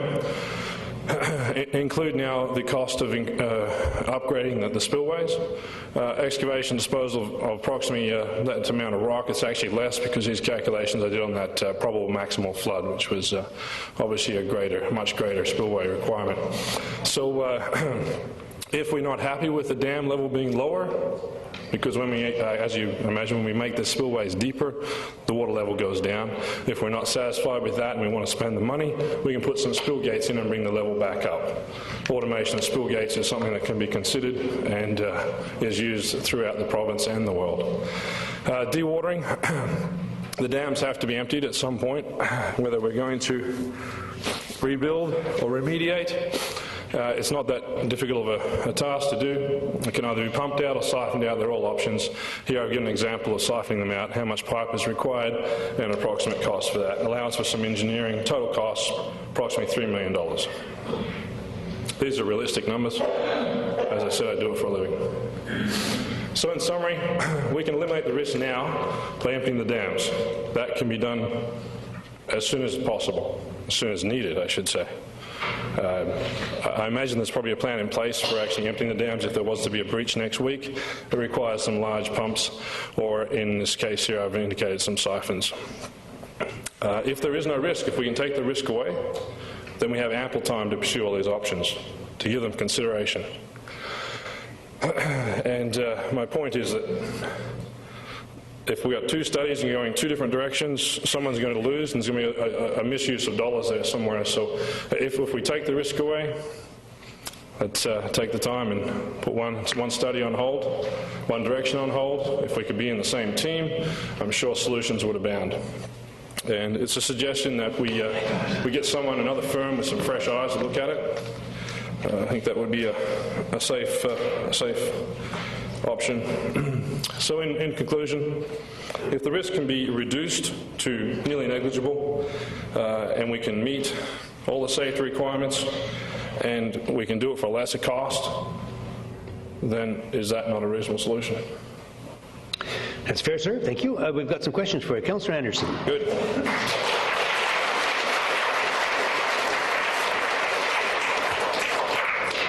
Thank you, Mr. Chair. I first have two questions for staff, and then I have a question for Mr. Gale. To staff, have the dams been remediated in any way since they were put into the city from the Harewood Improvement District? I know the answer to this. Your Worship, the dams were upgraded a little bit in 1978, 1980 to the standards of the day. The lower dam had a filter blanket put on the bottom to control seepage. The middle dam, a lot of the downstream shell was removed and the deficient material was removed and replaced with compacted granular material. At the time, they were looking for the old low-level outlet or wood stay pipe that passed through the wall and poses a risk. That low-level outlet was never found at the time, and it's still there. And a follow-up, also, I'm assuming that the dams have also been empty to be looked at. Is that correct? Can you repeat the question? That the dams have been drained? They were, yes, indeed, at that time, yes. My other questions, which are for Mr. Gale, thank you for your presentation. The first question that I have is, on one of the previous slides, you put 10% for engineering. Could you explain that for me? Sorry, 10% for engineering? Yes. Approximately, and staff might want to comment on this too, but you normally allow 5 to 10% of the total construction costs for engineering costs. Okay. Just a rule of thumb. Mm-hmm. And from reading the minutes of the meeting that staff and the Friends of Save Colliery Dams, it said that you're an engineer. That's correct? Correct. So I'm guessing that you feel qualified to comment on the removal of the dams then? Comment on the removal of the dams? Yes, on what, in this entire situation, you feel that you're qualified. Is that correct? If I understand what you're asking, absolutely. I get it, that the only way to completely take away the risk is to remove the dams. And I was just curious, where is your engineering degree from? Engineering degree? Pardon? I have a joint degree between Australia and Canada. Okay, and what is your PhD in? Because I read. Come on, let's pay attention to the speaker, please, as a courtesy. And what's your PhD in? My PhD is in fluid dynamics and surface chemistry. And are you a registered professional engineer in British? Not in this province. I haven't registered, no. Okay, thank you. I have the option of at any moment. Okay, Councillor Patchy. Thank you, Worship. Thank you, Mr. Gale, very much.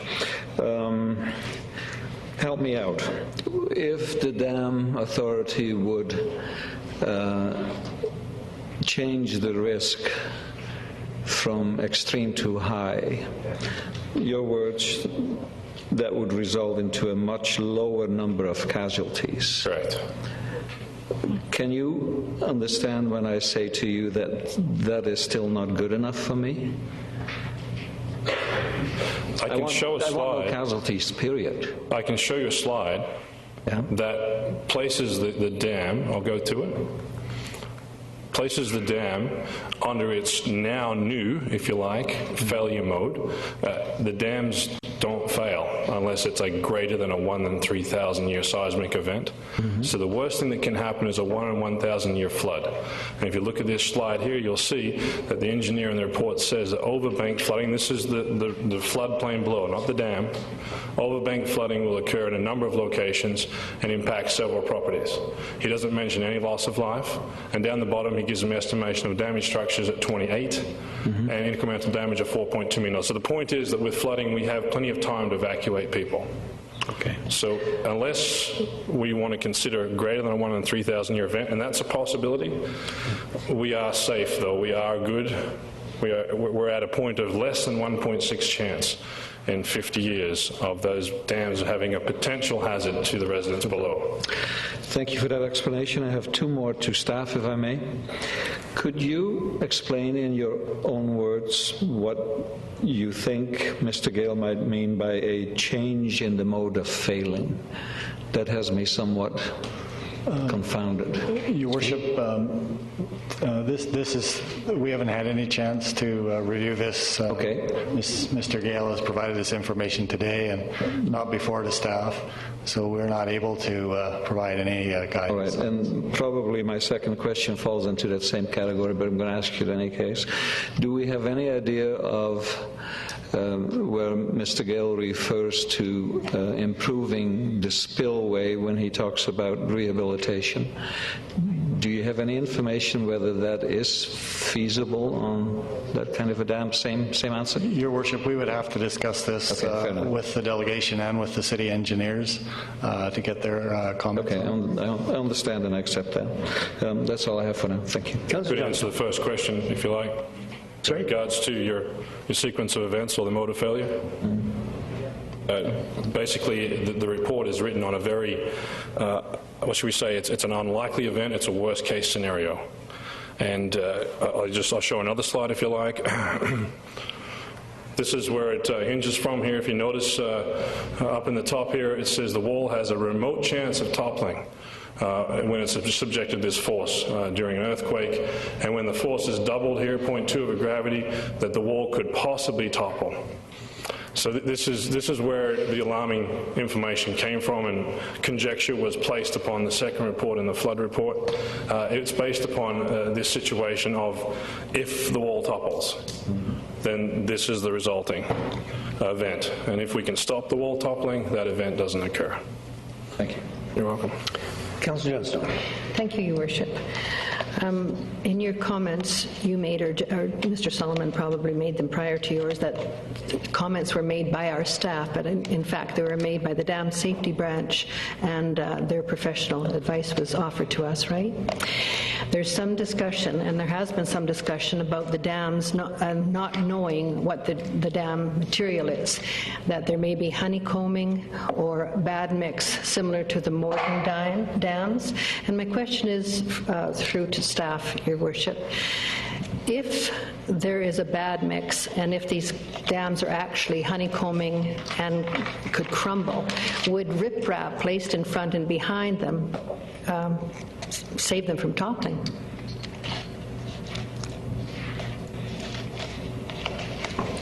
Your Worship, I think these are some of the rehabilitation options that have been considered, and I believe that what we're still faced with is an aged structure with the poor quality concrete. Does that answer your question? Yes. Have we done core samples of those dams? We haven't done core samples. We've done hammer samples that measured the compressive strength of the concrete, and a lot of this is what is visible on the surface of the dam and other concrete in the park. If I may? If I can explain, just looking at that slide there, the vertical line in the middle is the concrete wall. The majority of dams don't have a concrete wall. They're just an earth-filled dam.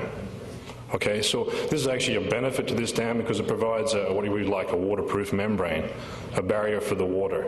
So the integrity of that wall, although it may not be that important in the overall serving of a dam, it's there, and it provides an extra barrier in a dam, in an earthen dam. So if there is, due to old construction standards, there is some honeycombing, it's an unknown, but this is actually a benefit to the dam in terms of having a concrete wall. And if I could have a follow-up, Your Worship, in the minutes of the meeting, there was some discussion about siphoning the water from the dam. Correct. And that wasn't considered to be feasible? That is, at that point, I hadn't done any calculations. I've then since done those. I can provide them on a further slide here at the end. And for staff, I'm happy to go over this with them. But basically, we can deal with the water inflow, the winter water inflow, and simply those dams can be emptied in a short period of time.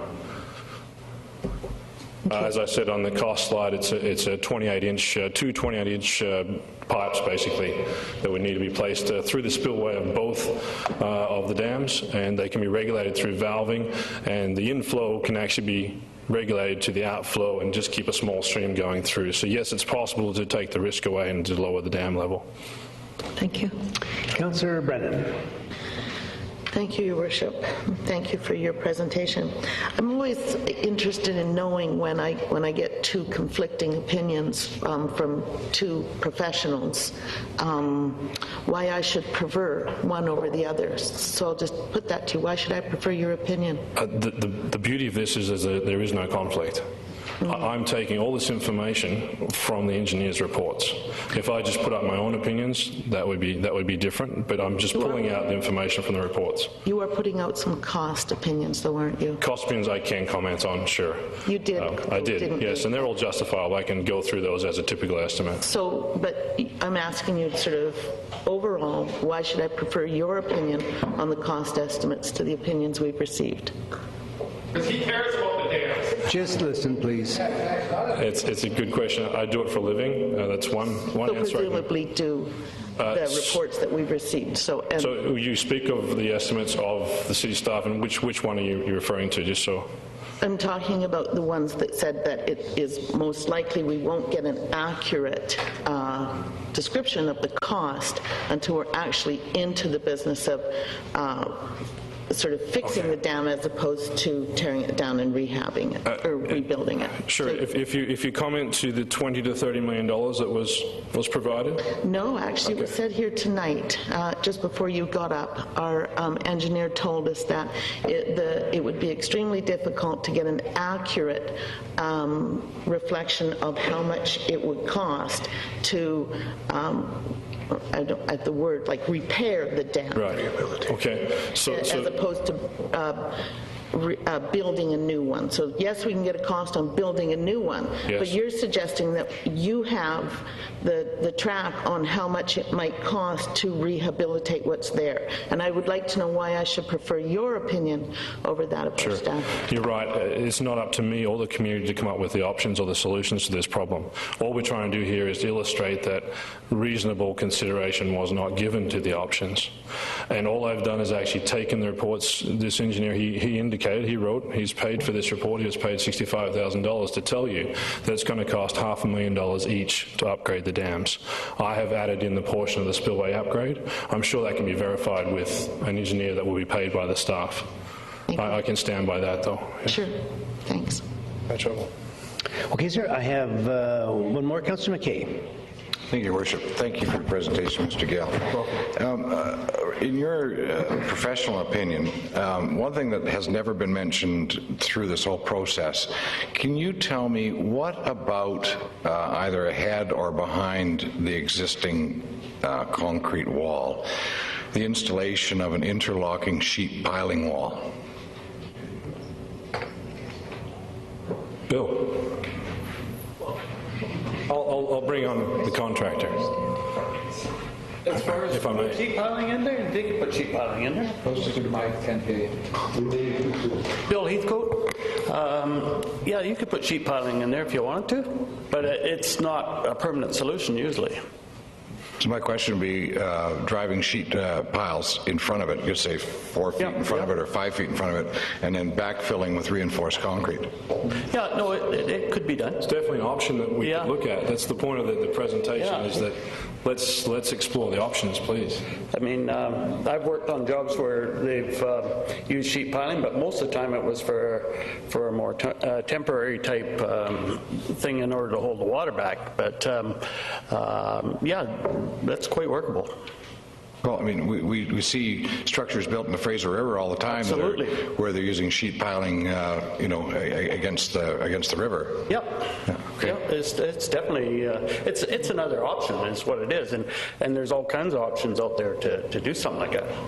Okay, thank you. So my question, Your Worship, would be to staff: was this ever an option that was presented? Sheet piling with by itself, or sheet piling with concrete fill behind, reinforced concrete fill behind? I have not seen it used in dam construction. It's generally used for temporary structures, but when in the situation you're mentioning, Councillor McKay, which is riverfronts and also for temporary excavation for construction, the life of a sheet pile structure is usually 20, 30, 40 years. That probably wouldn't be adequate for this application, and its behavior under seismic loading would probably be problematic in this situation too. Okay, if I can, one of the things, Mr. Gale, did you have no follow-up? Nope. One of the things, and I found your presentation to be very interesting, sir, and very convincing in many respects.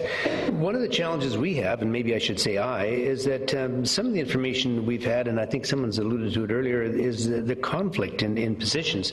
We were to understand, and we were given the estimate, if you wish, that there was a 40% possibility of dam failure in the next 50-year window. That's very concerning, and yet we've had other information provided that conflicts with that. And, I think really, I think all members of the council are really trying to simply address the issue of personal safety. And that's why the motion that has been suggested of investing some more money and taking 2 to 3 months to come back with a report on that. Is this something, Mr. Gale, that you think would be worth us looking at? Absolutely. Okay, sir. Yes. The motion to explore the options and their costs. Yeah, and that's what we'd like to do too. That's right. And my understanding, though, is that the direction of deconstruction and the plans for that are a much higher cost than what this would cost to do the study. So, in respect of taxpayers' dollars, my recommendation would be to hold off on that study or the direction of demolition, because the risk can be mitigated in the short term. Okay, sir, we have 2 more questions to Councillor Bestwick and then Councillor Brennan. Councillor Bestwick? Thank you, Your Worship, and thank you very much, Mr. Gale, for coming before us this evening for those to observe and listen to your professional opinion.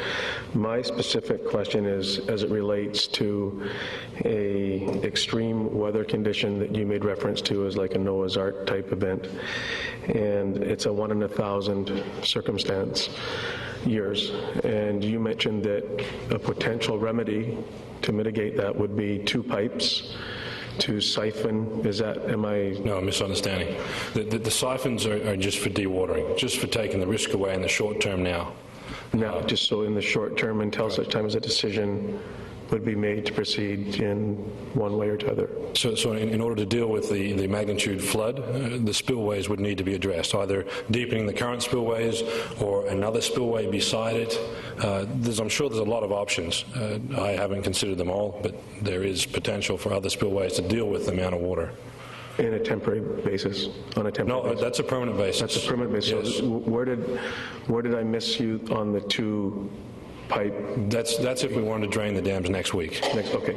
And did you provide us with a cost estimate for that portion? I did. You did? Could you remind me what that was, please? Sure.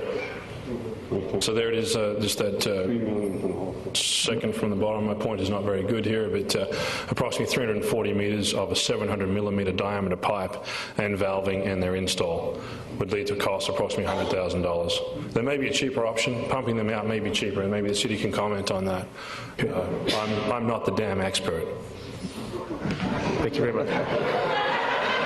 No end on that, I'm sure, sir. Okay, we have Councillor Brennan. I would just move to receive the delegation. Second. Move and second. Okay. All those in favor? Opposed? Thank you, sir. We have one more delegation, Mr. Stephen Hill. Thank you, sir, for your time. Very interesting.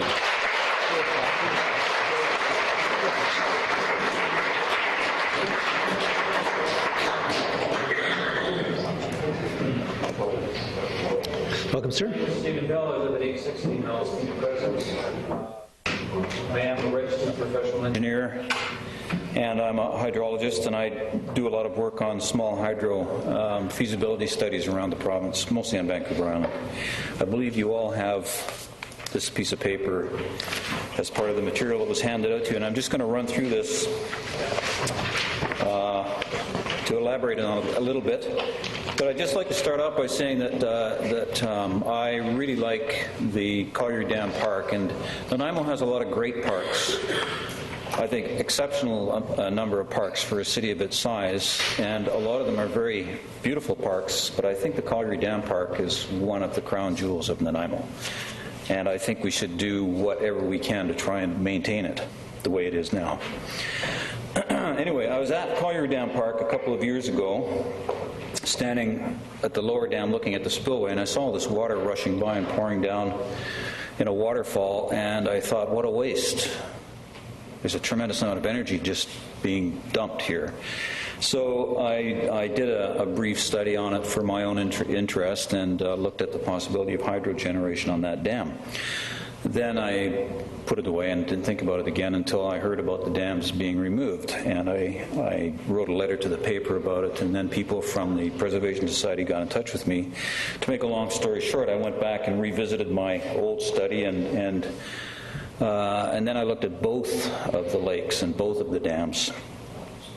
And so I came up with these two studies that look at two hydro installations, one on the upper dam at about 100 kilowatts, one at the lower dam, 325 kilowatts.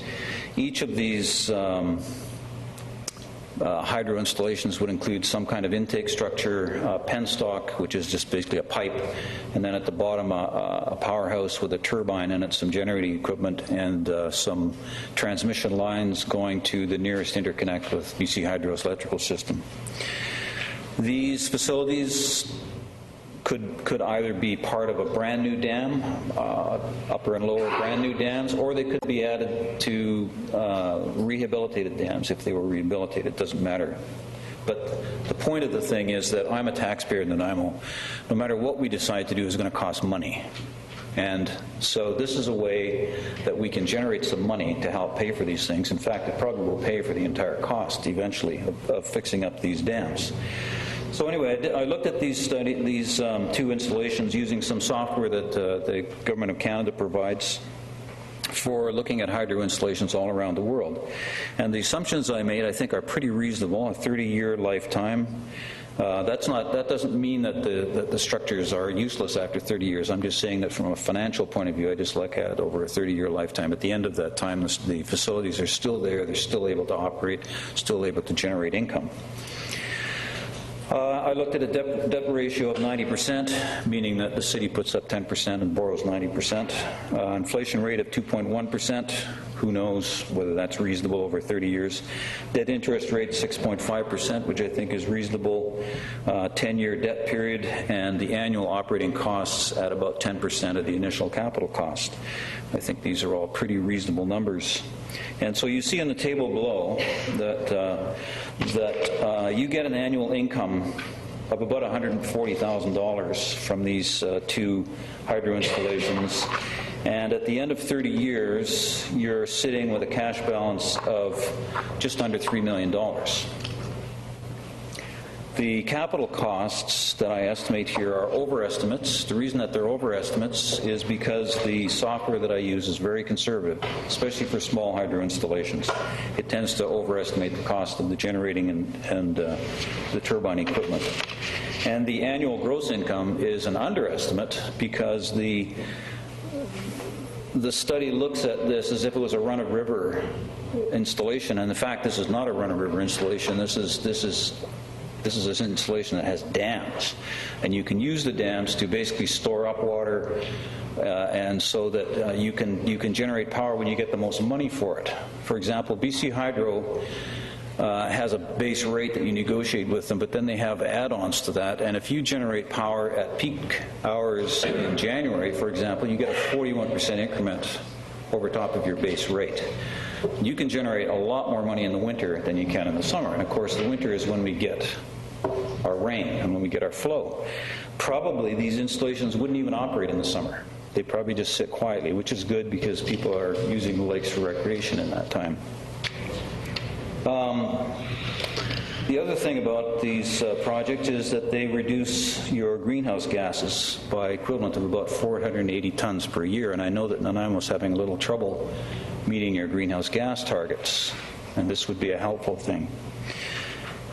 Just to put things in comparison, we looked at just recently in the paper, we saw the article about the regional district spending about $3 million on a cogeneration plant at the landfill, and they're going to generate $100,000 of annual income. We can do a lot better than that for a lot less money with those dams. Metro Vancouver is planning on putting turbines on their generators. So I think it's something that council should consider. I think it's a way to help pay for what we have to do, what we may have to do for these dams, either to replace them or to rehabilitate them. I think they can pay for themselves. I think we should consider it. Okay, sir, we have some questions for you. First question is Councillor Patchy. Thank you, Worship. Thank you, Mr. Hill, very much. Just a thought that comes to mind. How do you see hydro generation, as you propose it, in Collier Dam jive with recreational use, swimming and fishing? I don't see any problem at all. No. Why not? If you had intake structures in the lakes, they would be no different from the existing spillways in terms of danger to the public. I mean, there must be some kind of protection around those spillways to keep little kids from slipping into the spillway and sliding down and going over the waterfall. Basically, it's the same kind of thing. You'd have to have some kind of protection for that. But again, as I said, it's unlikely that these facilities would even operate during the time when that lake was being used for recreation. It'd mostly be used in the wintertime. That's when you can make the most money. So that's when you want to run them. Okay. Thank you. Councillor McKay. Thank you, Your Worship. As long as you don't sell the hydro to California, because they'll never pay. Bastards. Well, can't say anything about that. So I got a question. I need some clarification here. 1, 2, 3, fifth bullet down, your project assumptions. Yeah. It says annual operating costs of 10% of initial capital costs. Yep. So if initial capital is 1.718 million, then that would tell me that you're looking at 170,000 a year in operating costs. Yet you're only showing a revenue of 137,000. Therefore, we're about 40,000 a year behind. Oh, yes. Yeah, there's obviously a mistake there. I'm not sure how I came up with that number. I'll have to go back and look at mine. But anyway, the $170,000 a year operating cost is ridiculous for a plant that only generates $140,000 a year. You're absolutely right. Right. So my question is, could you share with council your revised figures? Yep. Thank you. Definitely. Yep. Thank you. Okay, thank you. Councillor Brennan. Your Worship, I actually was going to ask the same question as Councillor Patchy, so I don't need to ask it. Okay, Councillor Johnstone. Thank you, Your Worship. As a layperson, Mr. Hill, how large a footprint would the plants take up, and what would the noise factor be? Well, I guess the noise factor really depends on how the building's designed. I mean, turbines do make some noise. They're generators and they are spinning machines, but they can be built in such a way that they're relatively quiet. They're not going to scream at the neighborhood. Because one of the nicest part of Collier Lake is the tranquility and the peace and the calming and that it provides for the citizens. So. Yeah, I agree. No, that's something that would have to be taken into account with the construction, but I don't think it's impossible to build those kind of plants that operate quietly. Thank you. If I can, just a question. You're saying in the wintertime, the peak rain time, I guess, would be when the maximum flow would be occurring. And are you suggesting like a 4-month window, November to February, that sort of thing? Yeah. And 5 months basically over the winter. Yeah, I don't assume there'd be very many kids swimming in at that point. You know? No, but I think you'd still have to have protective things in case slip falls and so on. Councillor Brennan. Thank you, Your Worship. I did have a question. Oh dear, I think I've forgotten that. Oh no. You did have. I did have a question. And you're the last question on the list, so the pressure is on now. Would this possibility exist if it was a river? Because I heard you mention that this is typically a run-of-the-river kind of thing, and so I'm wondering if the area was taken back to its natural state of the Chase River, would this opportunity still exist? No, it wouldn't, because the beauty of the dam is that it impounds the water and it brings it up to that level. The real moneymaker in this project is the lower dam. And so the fact that you've got a dam there and you've got that intake up high, and then you've got that power plant way down below the bottom of the dam, that's what gives you, and you have a short pipe between the intake and the power. If you wanted to do the same thing with the run-of-river, you'd have to run that penstock all the way up to basically the bottom of the second dam. And that would cost a lot more money and make the thing a lot less cost-effective. I see. Okay, thank you. Councillor Kip. Well, thank you. You're aware that we are putting in some generation plants in there, and I think it was about 1994 when we first started talking about gaining power off number 1 reservoir, and it's taken 17 years to get to the point where we are now. But thank you for your information. Okay. Can I answer one question about the noise? Is that okay? It's because my house actually backs onto pretty much where the spillway is, where the generation plant would be, and it's a large spillway that goes crashing down. You wouldn't hear anything from there, and it's also not used. That whole part of the lake, and it isn't used. People don't actually go down there, but that's where the power would be generated. Part of this presentation did include, I know there were some questions for Steve, but did include Geraldine. I hope that's all right. Okay. Further questions for Dr. Hill? Motion to receive the delegation. Yeah, you're making a presentation, or you're not on the I'm list just here? going to wrap things up for you, put it all together. In conclusion, it has been demonstrated by Dr. Stephen Hill how easily we could create hydropower for the community and put green power into the grid. There's a possibility that the power generated could pay for the project in time and create revenue for the city for 100 years and into the future. A simple low-cost siphon would immediately reduce risk to the community in a very short time.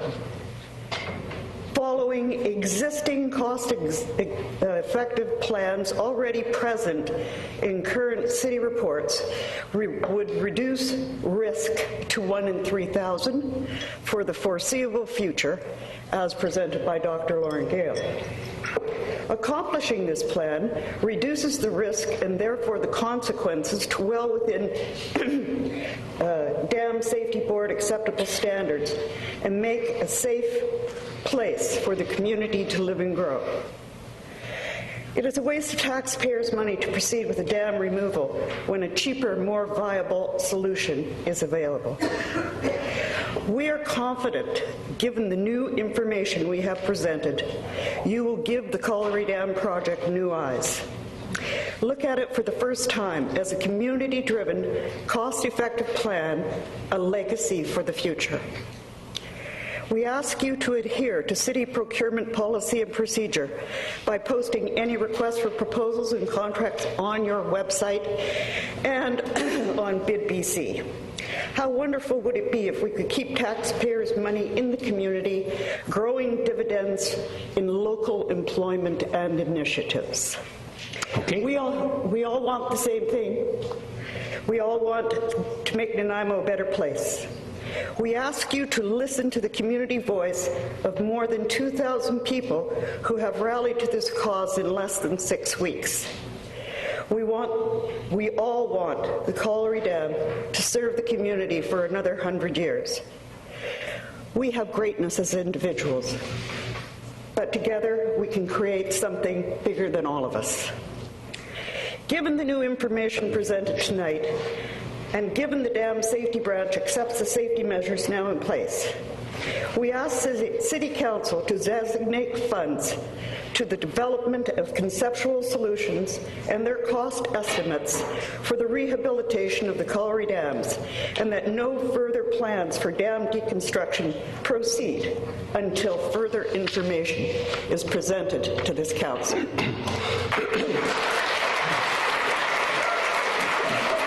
Councillor Graves, do you have a question to the delegation? Okay. Go ahead, Councillor Graves. I'd like to make a motion I move that staff further development conceptual level cost estimates for rebuilding the colliery dams, which staff estimates would take 2 to 3 months and cost approximately $30,000. Is there a seconder? Second. Moved and second. Discussion? Discussion. Okay, Councillor Graves, did you want to have any further comment on it? No? Okay, Councillor Patchy. Thank you, Worship. You're the mover. I didn't know if you had anything you wanted to add. On this motion... no, not in the middle of debate, okay? Can we have the motion read? It's right here.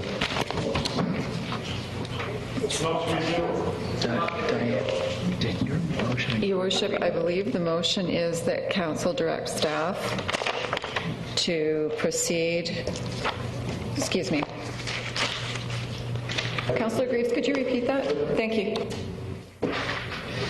Staff further develop conceptual level costs estimates for rebuilding the colliery dams, which staff estimates would take 2 to 3 months and cost approximately $30,000.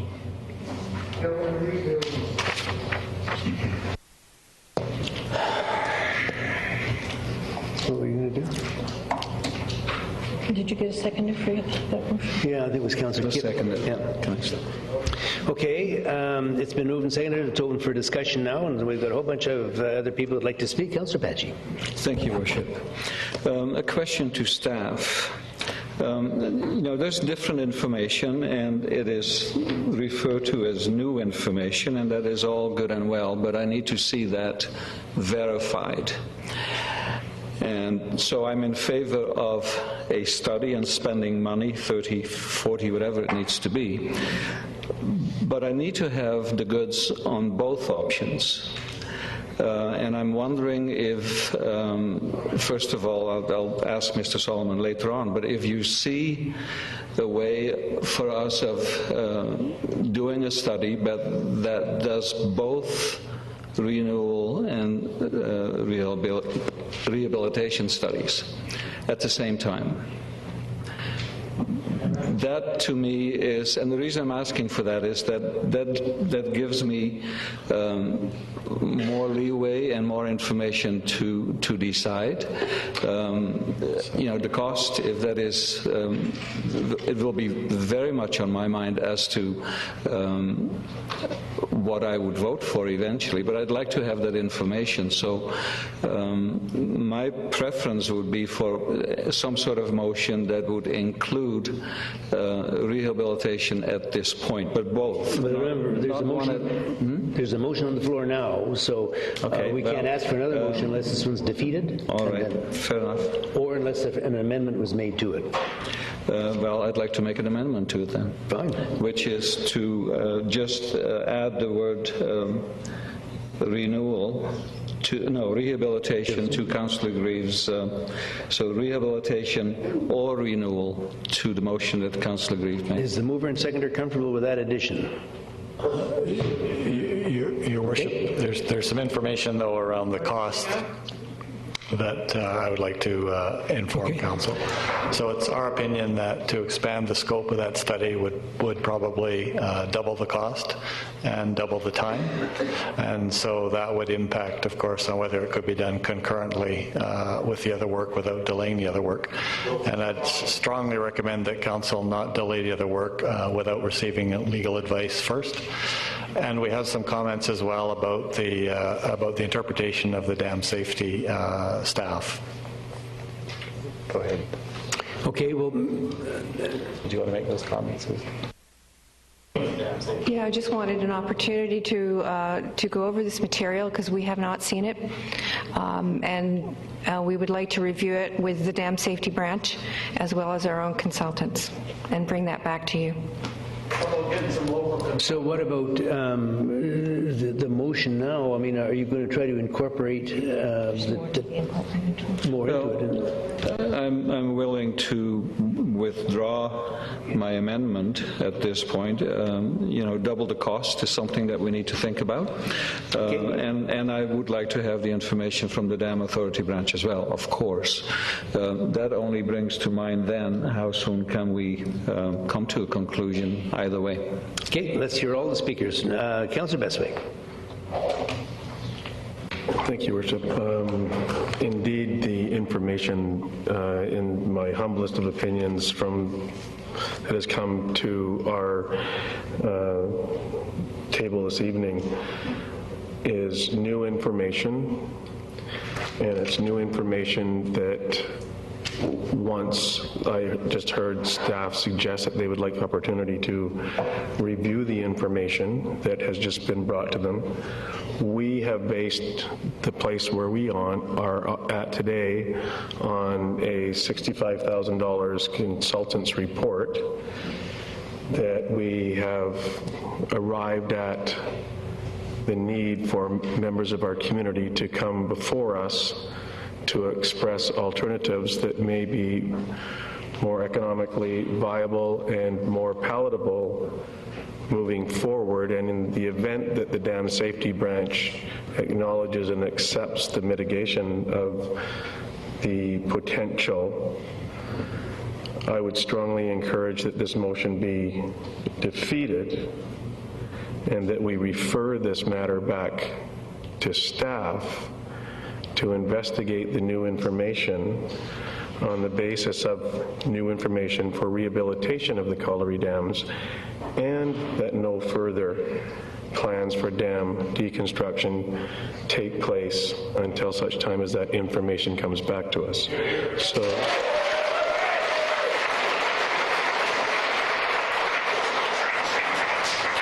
if I heard correctly that it's a 1 in 1,000 and 1 in 3,000, I think we have time on our side.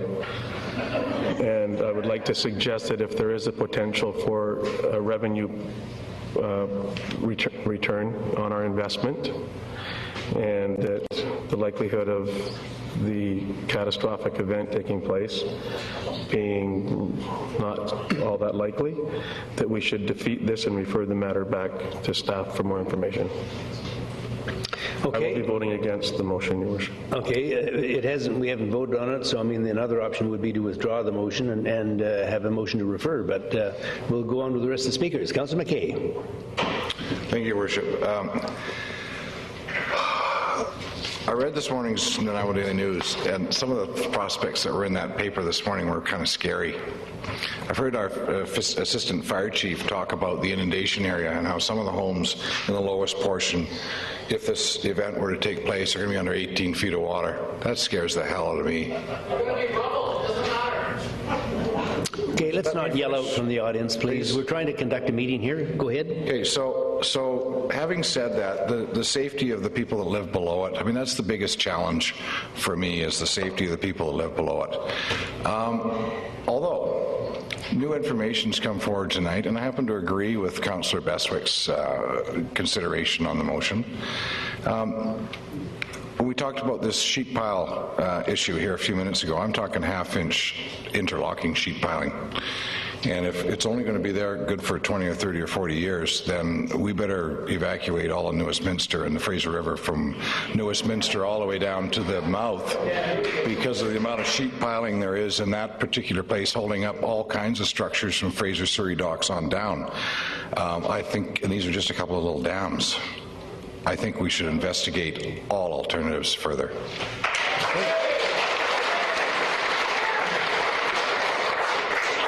Councillor Johnston.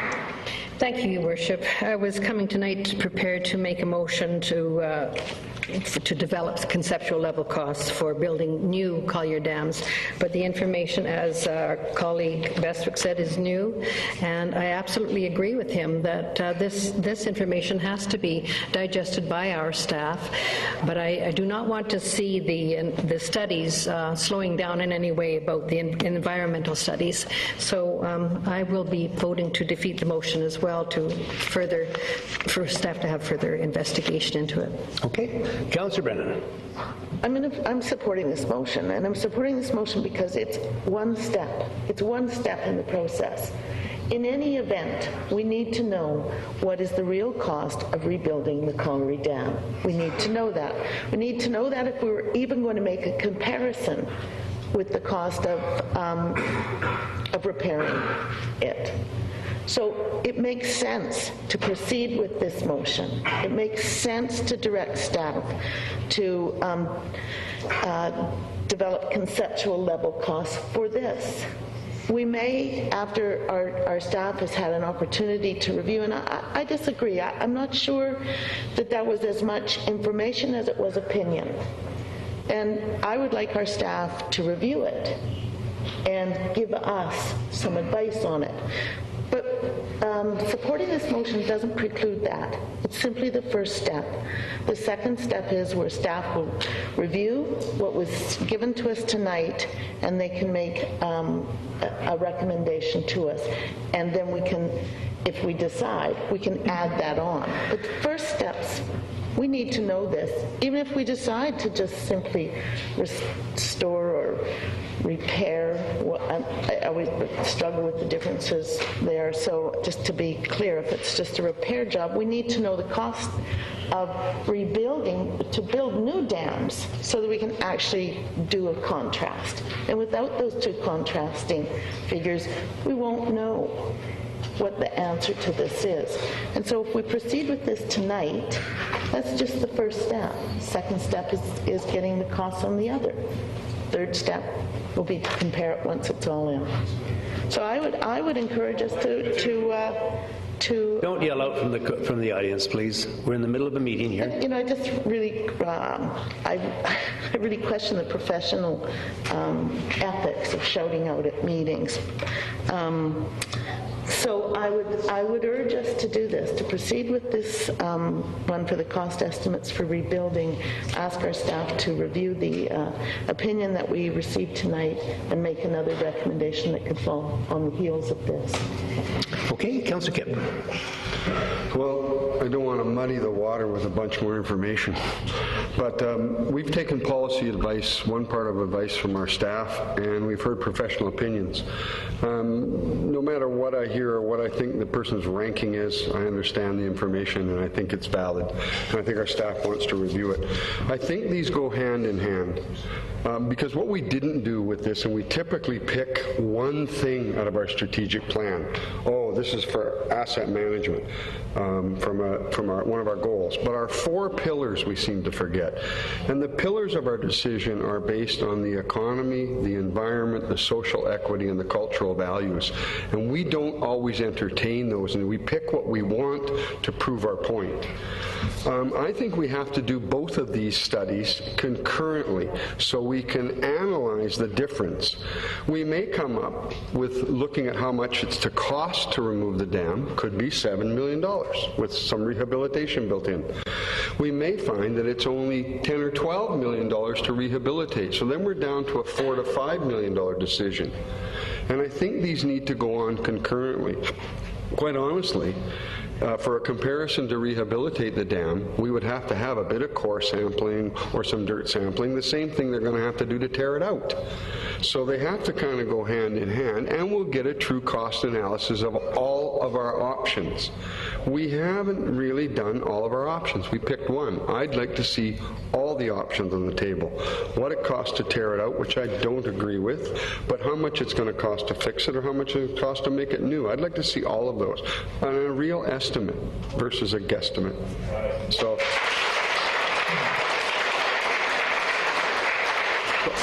and as much as I know the group doesn't want to go on with the removal, I think they go hand in hand, and I think they have to be concurrent so we can get some real analysis. Thank you. Councillor Graves. Thank you, Your Worship. You know, it all comes down to trust, and I would be really disappointed that the information that I've received from the dam safety people and our engineers and consultants and our experts haven't gone through all this information previously that we've heard from one expert tonight. And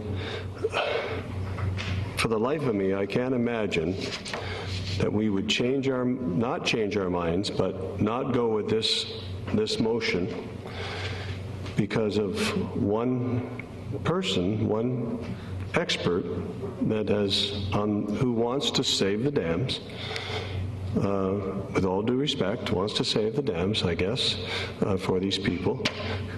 We all want to save the dams, but we have to be careful that we don't fiddle while Rome burns, because if it's going to take 2 to 3 months on the motion that I made, and I understand it's going to take twice as long for that other, so now we're talking 6 months, and then that's before anything is even done. It might be 2 years before those dams are actually either rehabilitated or rebuilt or decommissioned. So I just can't believe that we're being swayed by this group. So. Okay, thank you. Councillor Johnstone. Your Worship, I would like to hear again, Councillor Greaves, was it to build new dams? Well, that was my motion to rebuild. To rebuild, okay. Then that was the conceptual level costs. And you know, if you do that, you're also going to include other things in it. I can't see them not including, although I understand it's going to take twice as long, so maybe I'm wrong. So I'm going to stick with the rebuilding. You can defeat the motion and go on from there. Okay, Your Worship, then if I could make an amendment to that motion, building new colliery dams, which is what Councillor Greaves has said, and then this engineering work will take an estimated 2 to 3 months and is to be done concurrently with the engineering and environmental studies already underway in relation to the deconstruction of the Collier Dams and renaturalizations of the Chase River. Because this work, it's okay.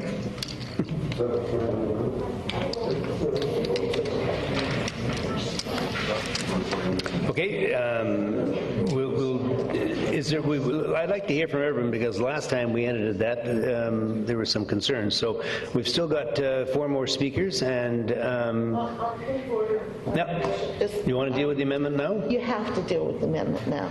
The rules are that when there's an amendment on the Does staff have the amendment? I'm not sure that you do. Yes, they do. Your Worship, the amendment is the motion, the main motion, plus that the engineering work will take an estimated 2 to 3 months and is to be done concurrently with the engineering and environmental studies already underway in relation to the deconstruction of the colliery dams and the renaturalization of the Chase River? Yes. Okay, so that has been moved and seconded, the amendment on it. So we'll vote on the amendment now. We can discuss on the amendment and then vote on it. Can we just discuss the amendment? Yep. So I'm just wondering, I've got 4 speakers, Councillor McKay, Councillor Beswick, Councillor Brenner. Are we going to be talking on the amendment? Okay. Councillor McKay, are you talking on the amendment? No, sir. Okay, you're off. And Councillor Brennan, you're on again, and you're talking on the amendment too? Not on the amendment, not on the amendment, on the main motion. Okay, so you're off too. So that leaves Councillor Beswick on the amendment. We're dealing with the amendment now. Thank you, Bishop. If I understand the amendment correctly, it does not provide direction for a comparison as it relates to rebuilding or rehabilitating. It speaks to continuing with the engineering and the environmental work that's already being undertaken. So if the intent is to draw a comparison to rebuild or rehabilitate, which seem to be the driving forces here, that we want to combine and do them both at the same time, to Councillor Kipp's point, we do not accomplish that with this amendment, as I understand it. Therefore, I cannot support the amended motion unless I stand corrected in my understanding of the amendment. Now, Councillor Brennan, do you want to speak on the amendment? No. Okay, Councillor Patchy. On the amendment? On the amendment, I shall also not be able to support that for the very simple reason that I need to have the comparison between rehabilitation and rebuilding, and I'm not getting that with the motion as it is amended right now, and that is important to me. I know there will be extra cost involved with it, but I really do need to have that information, and so I won't be supporting the amendment. Okay, for clarity now, your amendment did not include the information that Councillor Patchy referred to? The first part of Councillor Greaves' motion, as I understand it, was he moved to direct staff, that council direct staff to engage professional engineers at an estimated cost of $30,000 to develop conceptual level costs for building new Collier dams. Rebuilding.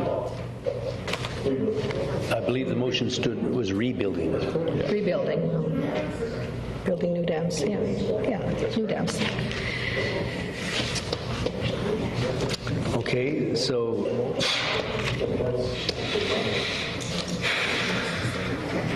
all right, where are we at here now? We're getting dazed and confused. So on the amendment now. Okay, so What the amendment does is it says to undertake the development of conceptual level costs while at the same time conducting the environmental studies. That seems like a reasonable thing to do to me, because the environmental studies would need to be done. They need to be done. And so why would you stop the environmental studies? So it just seems to me we're unwilling to do things in steps. And so what Councillor Johnstone's amendment does is says, let's look at the costs of building new dams, but let's not stop the exploration of the environmental impact. That's why I'm supporting. Exactly. okay, personally, my own concern is, and I think it's been alluded to by Councillor Patchy, that the differentiation between rehabilitation and rebuilding, and I would really like to see both those pricings made available too, and I don't think that the amendment that you made reflects that, and so I won't be able to support it either.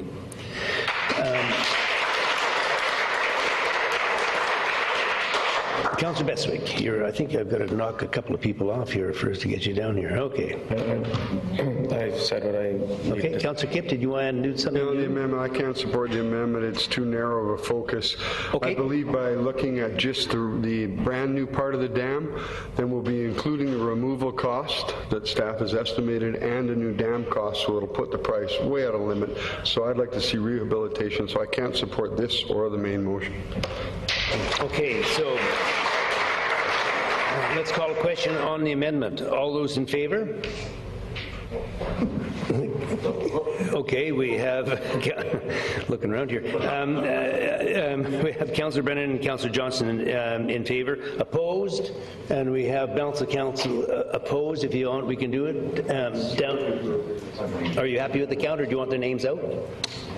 We have Councillors Brennan and Johnston in favor. In favor. The balance of council opposed. The motion is defeated, Your That's Worship. correct. Yes.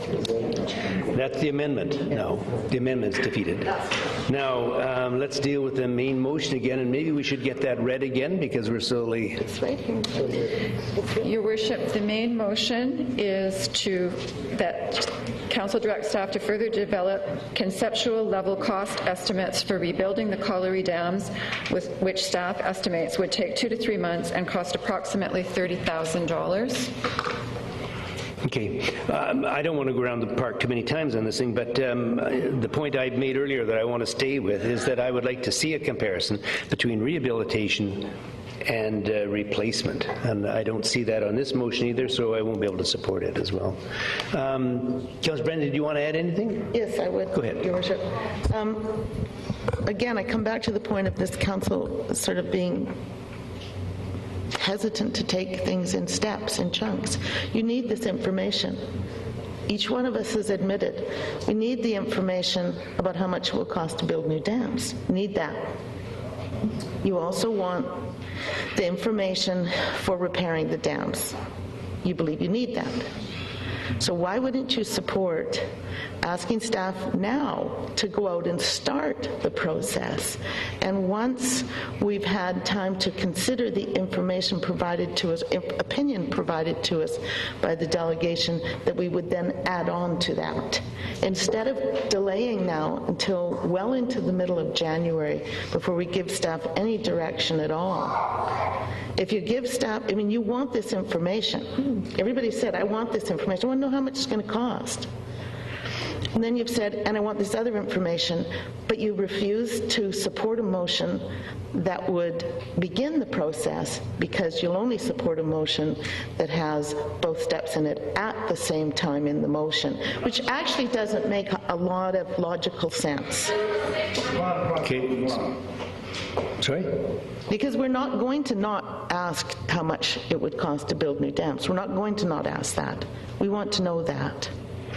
So why don't we ask for it now, and then when our staff has had a chance to advise us again on the opinion received, then add the next step. I just don't, I honestly, I'm really flummoxed about why we wouldn't want to, given the opportunity, start the process now, knowing that we can add the next step the next meeting.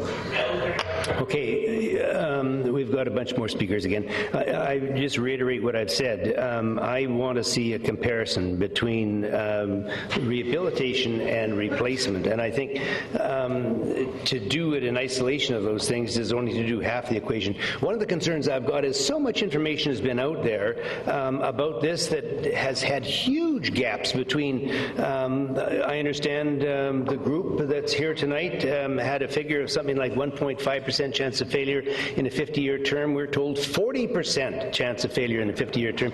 That's kind of a big variance. What is an accurate figure? I mean, how can we make decisions based on variances that are so massive as that amount? And so I'd like to know how much is it going to cost to replace the dam, how much is it going to cost to repair the dam, and how can we mitigate the risk to the society as best we can. So let's go on and on. Councillor McKay. Thank you. Thank you, Your Worship. When I first voted on this, based on the information that I had at hand, I thought I was making the right decision based on the information. We're always permitted to change our minds in the event that we get new information. There's two possible motions that we can be talking about here tonight. One is, they're both almost the same, with the exception that their cost estimates for the rehabilitation or for the rebuilding or replacing.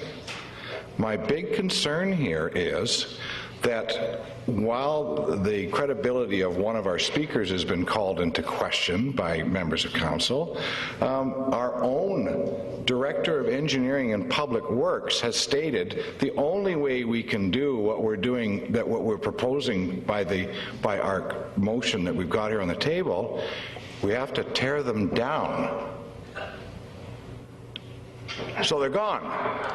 So my point is, I'm not in favor at this point of tearing them down.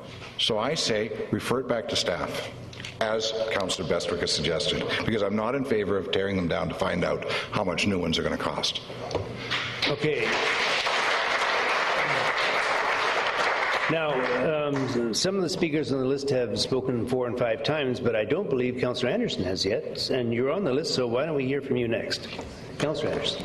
Thank you, Mr. Chair. So the motion that's on the floor says that we should send this to staff and allow them to find out what the cost would be to build new dams. And that's one of the things that was, from the minutes that I read, is something that it was, in my opinion, agreed upon, that there is no remediating the dams, that you either have to rebuild them or get rid of them. We said that we want to mitigate the risk by not moving forward and not making a decision on this. We won't be mitigating any risk. We're going to continue to put residents who live in that area in a situation that has risk, instead of putting it to our staff, who we pay thousands of dollars, I'd say even millions of dollars, who are educated in this. At this table, we don't, and I myself included, am not an engineer. No one at this table is an engineer. No one has any qualifications into remediating the dams. Our staff have come and told us that we need to make a decision on this. They are the experts. If we don't believe that our staff have any of the answers, what we should do is fire all the staff and hire all the members of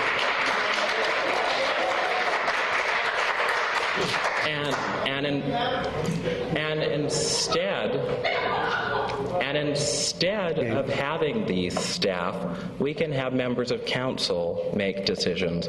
What's the reason for having these staff if we're not going to trust the opinions that they're giving them? It's okay to question the opinions that are given by our staff, but when we're going to the point of saying that, oh, well, I have to question the 1.5% risk that a group that we've already seen has a questionable professional, I would wonder why we wouldn't.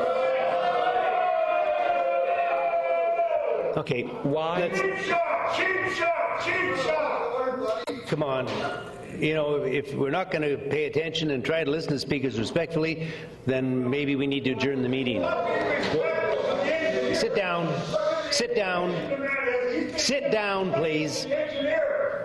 Sit down, please. We don't need any outbursts like that. We're trying to get on with the meeting. You're just delaying it and delaying it. It's important. Everyone has a right to speak on council. They were elected for that purpose. You don't have to necessarily agree with them, but we need to listen to them. I don't believe I've been disrespectful to the engineer.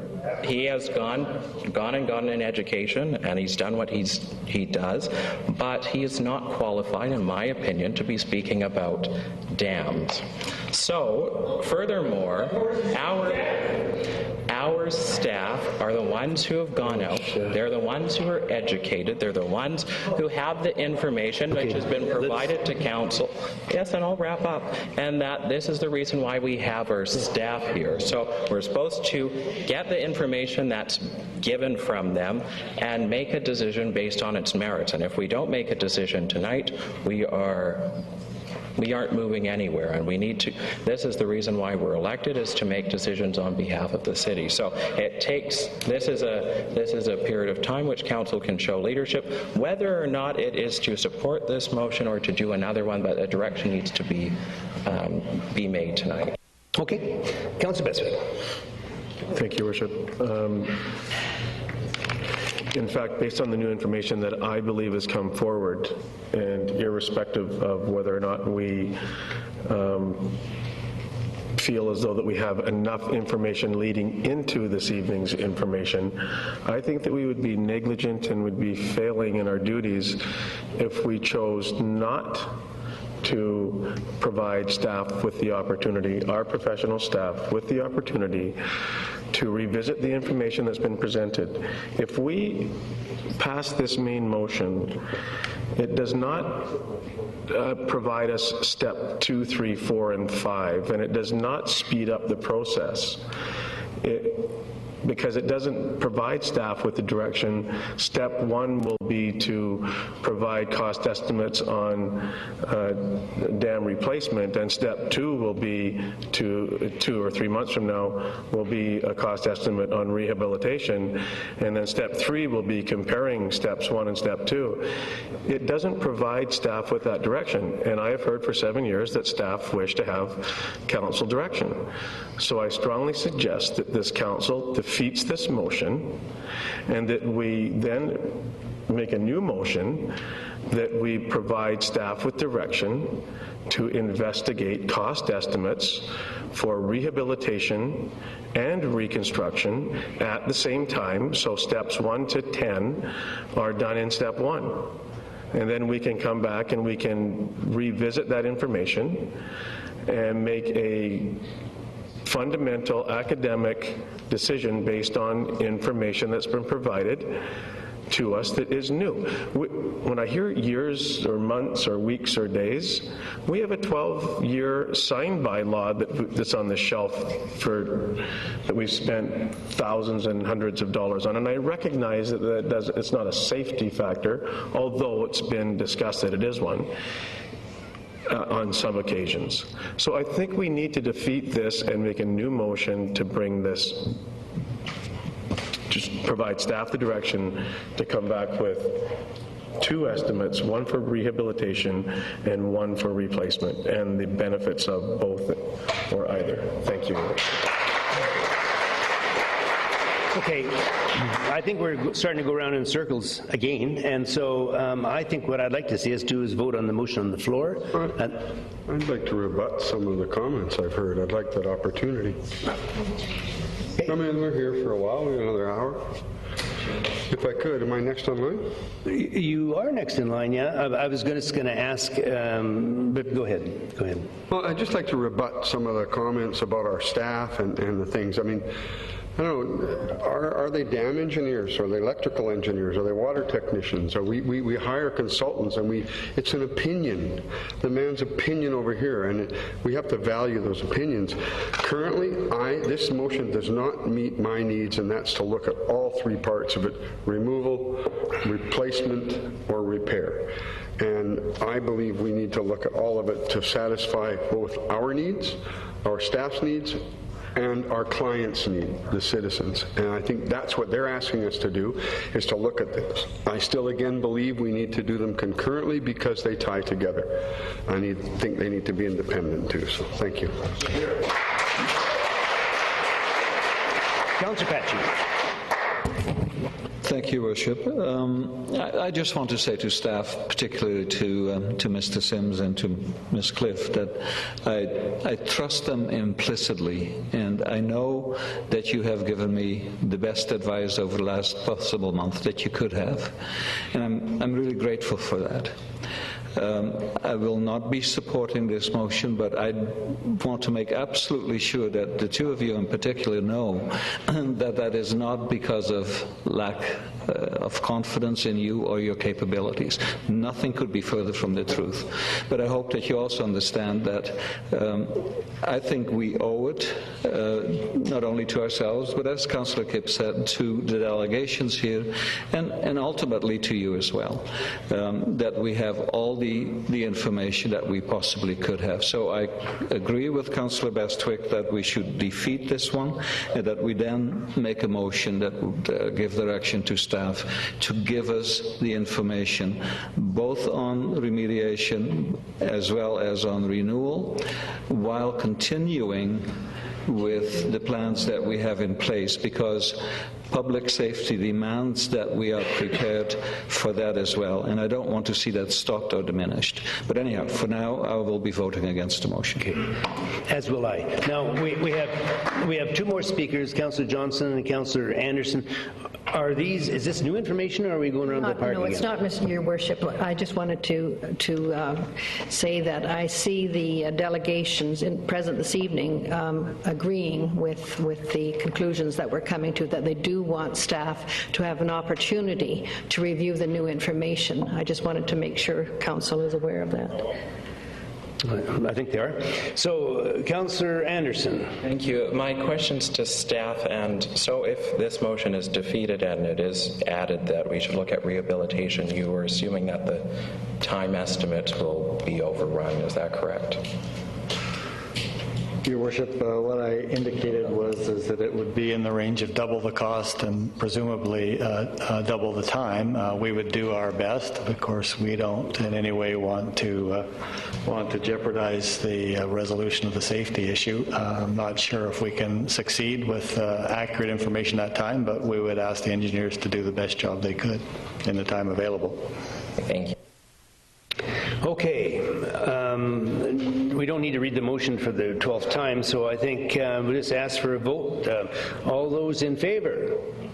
Councillor Anderson. Councillor Johnstone and Councillor Greaves. Opposed? Balance of council, obviously, and that will be, where are you in there? I'm supporting. You're supporting, sorry. Supporting, yeah. Okay, sometimes I can't see the hands. Okay. Are you able to see from your side? Is that going to make it easier? Just to clarify, Your Worship, I would like to clarify the vote. I have Councillors Brennan, Greaves, Johnstone, and Anderson in favour, and the balance of council opposed. The motion is defeated.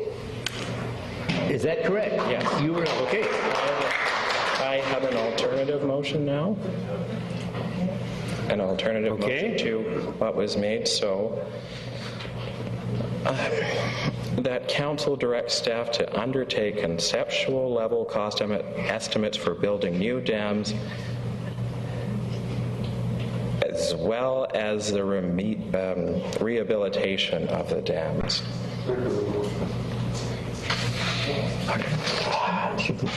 Just add this. Yeah. Pardon? Are you looking for help? You're on your own on this one. What was your motion? What are you asking? Second part. Where's the... Oh. And that it's to be done concurrently with the engineering and environmental studies already underway in relation to the deconstruction of the Colliery Dams, renaturalization of the Chase River. No. Well, first of all, we better make sure that staff... Okay. I'm not questioning that staff have got that down. That's a fairly lengthy motion. Your Worship, if we could have Councillor Anderson repeat the motion, that would be appreciated. Thank you. That council directs staff to engage professional engineers to undertake conceptual level cost estimates for building new dams and rehabilitating the dams. And it is to be done concurrently with the engineering and environmental studies already underway in relation to the deconstruction of the Colliery Dams and renaturalization of the Chase River. And if I may speak to that. Okay, please. So it's quite clear that this group does want the information that council make a decision based on both sides of that, and that's fine with me. I just want to make sure that the public safety factor is addressed, and if we are to look at this and we can make a decision at the end of the day whether or not it is the best decision to remove the dams or rebuild, at least we can make that decision. So that's why I'm making this alternative motion, even though it may take significantly longer to do. Okay. Yeah, I'm just going to say that, did you get the motion? Because if you did get it, then we should hear it back. Your Worship, my understanding of the motion is that council directs staff to engage professional engineers to provide a conceptual level cost estimate of... I'll continue. Thank you. For building new dams and rehabilitation of the old dams concurrent with the engineering and environmental work already underway. Okay, that's it. All righty. So on that motion, all those in favor? Opposed? The motion carries.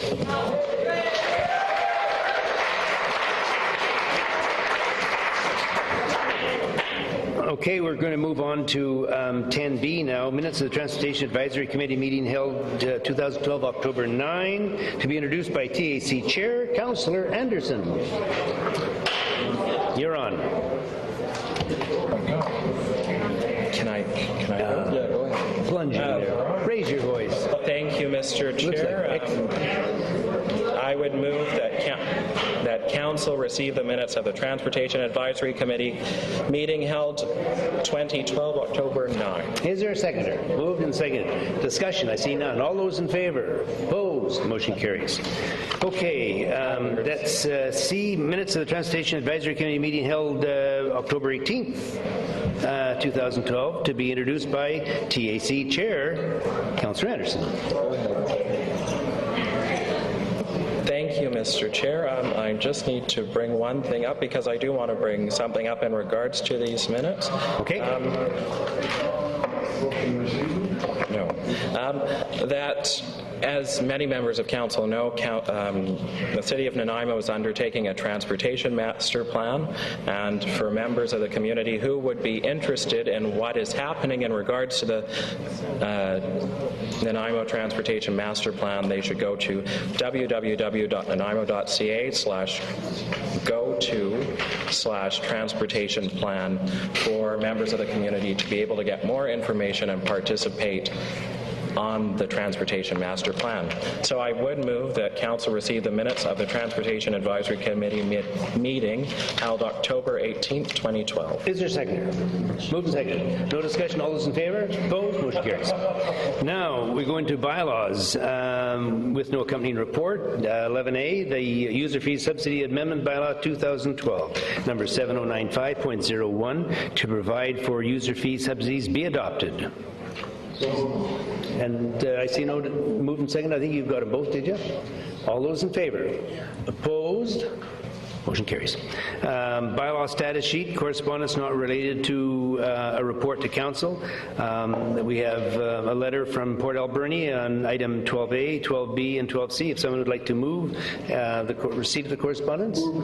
Okay, and the seconder, moved and seconded. All those in favor? Opposed? Carried. And now business are rising, and I think, well, if you want, push the button. Okay. Now, do you have a point you want to raise? And please, is it going to be 12A, 12B, or is it behind 12C?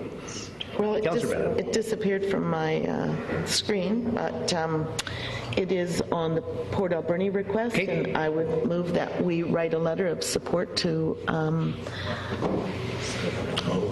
the minister supporting the City of Port Alberni seeking designation as an Asia-Pacific gateway port.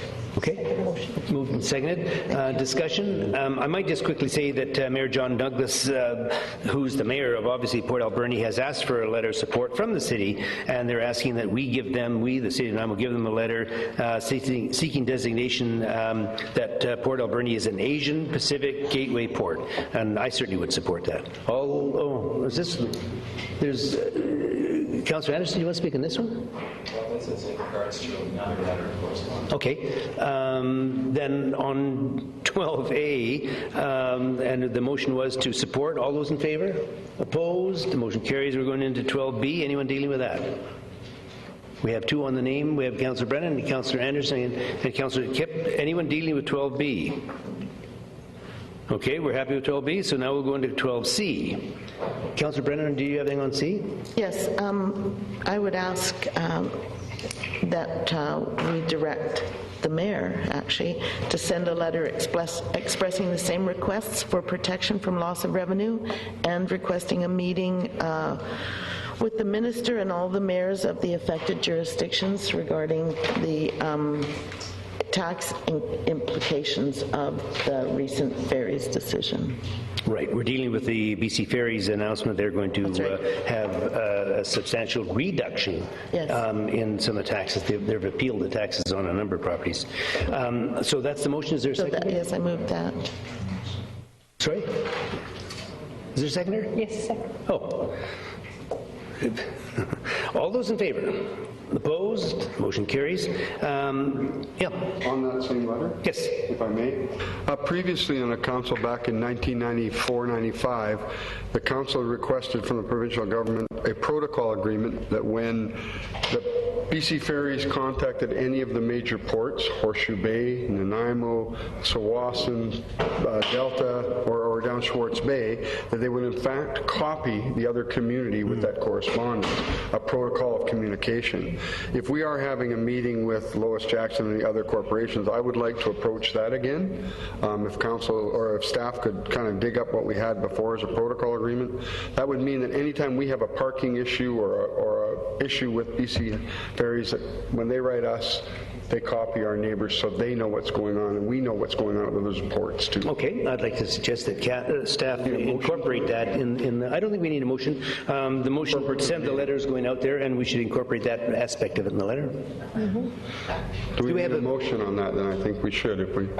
Well, the letter was a letter to the minister, so I'm not sure we want to ask the minister to do that. So I do think think it needs to be a different motion, because we're actually speaking to the other ferry terminal cities.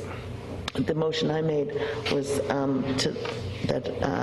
motion be made to write to the minister responsible. So that's not who we want to ask for the copies. Okay. Well, if I can on that, my point was previously Frank Rhodes was the deputy minister, and that's who we approached, and it was then it was the transport minister originally, then it was Premier Clark who we dealt with on that years ago. So I'd like to revisit that so we get the same information across the board from BC Ferries to all the communities. That's what my purpose is. Okay, I misunderstood. I thought you meant that the cities, the ferry terminal cities, copy us on their correspondence to the corporation or to the minister. You're talking about the opposite. Yeah, both ways, actually, if we could hear. And we get the information that other ports are dealing with. So. Okay, we haven't had a vote on this yet, have we? No motion. I thought somebody had made a motion to do that. Was that not your I made motion? a motion that we send a letter to the minister. Yeah. And we voted on that. It's finished, so this is a recommendation. Okay, fair enough. So let's move along here to 15 other business, and 15A, Councillor Kipp, notice of motion recore review. Yes, Your Worship. I'm making a motion so that we have a core services review. Sorry, Your Worship, sorry to interrupt. We have a delegation that wishes to speak prior to the consideration of that motion. Okay, yes, I missed that at the bottom there. Ms. Ellen Oxman, President of Nanaimo Duncan Labour Council. Sorry. Welcome, ma'am. Sorry, we missed you in the melee here. Sorry. That's all right. Labour Council does clear a room out, though, so it works every time. Good evening, and I want to thank you for hearing my presentation tonight. My name is Ellen Oxman. I'm the president of the Nanaimo, Duncan and District Labour Council, and I'm here tonight as a representative of our 12,000 members, many of whom live, work, and raise their families in the city of Nanaimo. I've worked in the city for over 6 years, and my employer chose to move their office from Victoria to Nanaimo in 2006. I'm proud to be part of this city and all that it has to offer, including the public services provided by the city itself. I'm here to speak to you about the core services review that is being proposed and that Council is set to vote on this evening. I'm greatly concerned about this course of action as it represents a significant threat to the quality, cost, and scope of public services provided to the residents of Nanaimo. Core services reviews are quite in vogue right now in communities across BC and across Canada. But one thing has become clear. These reviews do not lead to better, more efficient services in the communities where the recommendations are implemented. They lead to higher user fees for residents, cuts to valuable services, and privatization. Public services are a vital part of every town, city, or village, and as we've recently seen here through a citizen engagement survey, through a survey, Nanaimo residents value their public services and feel that the city performs very well in providing these services. In this citizen survey, which was conducted earlier this year, nearly 90% of residents were satisfied with the overall city services. This speaks very highly of both the services provided in this city and the people providing those services. While I understand that local governments are under tremendous pressure from groups who aim to eliminate taxation and to cut the services enjoyed by residents, it is the people of Nanaimo who should be guiding such decisions, and it is clear that the citizens of this city are happy with the services they receive. As I understand it, there have been a number of internally and externally generated reports that have examined the city's processes, contracts, and services, and that those reports have recommendations that are not yet to be fully explored and implemented. Before a considerable amount of money is spent on an external review, I believe that you should first exhaust all your own resources. I ask Council to first look to the work that has already been done before engaging in a very costly exercise that will waste time and eat up valuable city resources. Thirdly, in many other communities, these types of reviews result in consultants recommending decreased service levels or the outright elimination of services, increased user fees, and privatization of services. They do not provide suggestions for improving the quality of services citizens receive. Consultants base these recommendations off potential cost savings, but they don't take into consideration what the residents' vision is for the community or the potential impact their recommendations could have on the quality of life of a community. Public services are more accountable and more cost-effective than private services. As I mentioned earlier, residents who provide a service to the community they live in take pride in both their work and in their community. Private companies operate for profit, and if a private company is contracted to deliver a municipal service, they must make a profit from that service. Municipalities do not operate for profit, and they are accountable to residents, not to shareholders. Public services offer residents the best value for their money, and time again are found to be accountable, reliable services. And as found in this community, public services are often well received and highly valued by residents. I believe that there are good intentions motivating this review in Nanaimo. However, I hope that Mayor and Council will take a closer look at what is involved in these core services reviews and realize that this is not what is needed in Nanaimo. Residents of Nanaimo appreciate the quality services provided by the city. This year's satisfaction survey makes that clear. Is there a need for an expensive consultant to tell the people of Nanaimo what they should or should not expect from their city? Those decisions that should be made by this council in consultation with members of the community, and I thank you very much for your time tonight. Thank you, Ms. Oxon, presentation. Oh, Councillor Brennan. So, I'm sorry, Ms. Oxon. There's one question here for you. Councillor Brennan. It isn't a question, Ms. Oxman. I just wanted to say what a pleasure it is to have Labour represented here tonight and to give us the perspective of working people.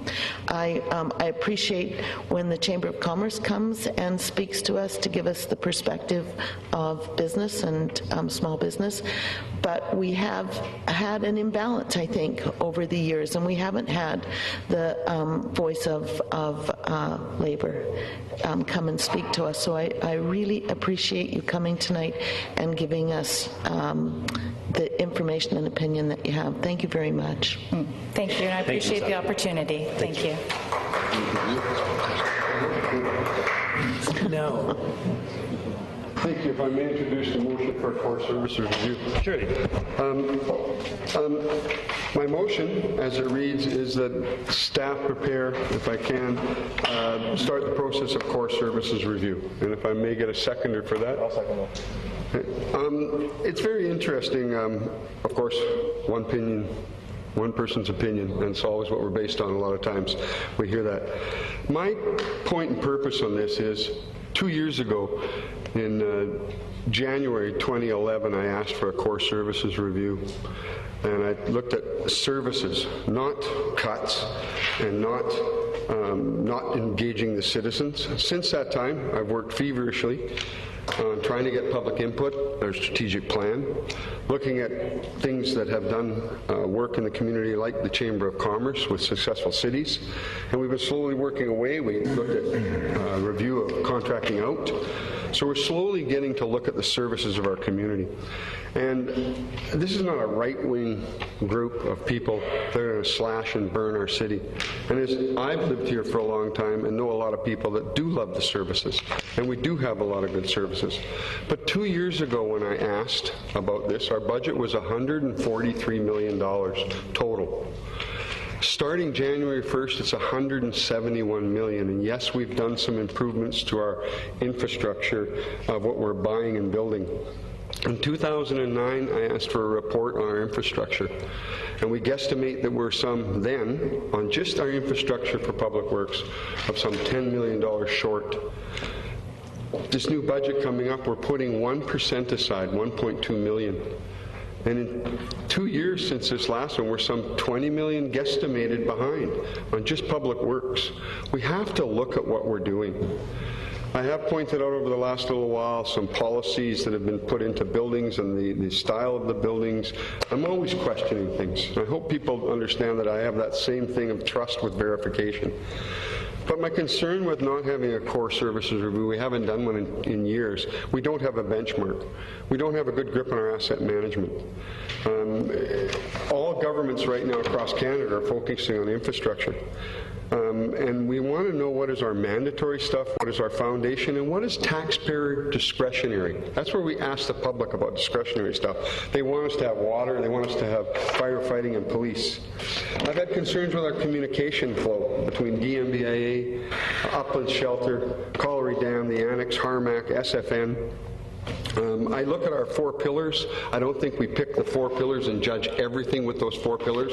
We pick and choose. We pick our strategic plan, asset management, or whatever we want to use. And I believe if we're afraid of a core service review, and the 6 steps partially have been done now, and I agree with some of the things that the Labour Council said. We don't want to be disruptive, but sometimes business is disruptive. We have done internal and external reviews with our strategic plan and our OCP and the successful cities. We've done some staff surveys with the trust document and other things. We have some analysis from other communities, Penticton, Paul River, Prince George. We've had legislative concerns about when we go in camera and our meetings and whether we're allowed to meet just as a council. The document flow with all the things, and our financial review. I've found through people have given me stuff from Freedom of Information where we're spending money sometimes without even checking up on it. And paying for things that didn't happen, training that didn't happen, but we say we get good value for our money.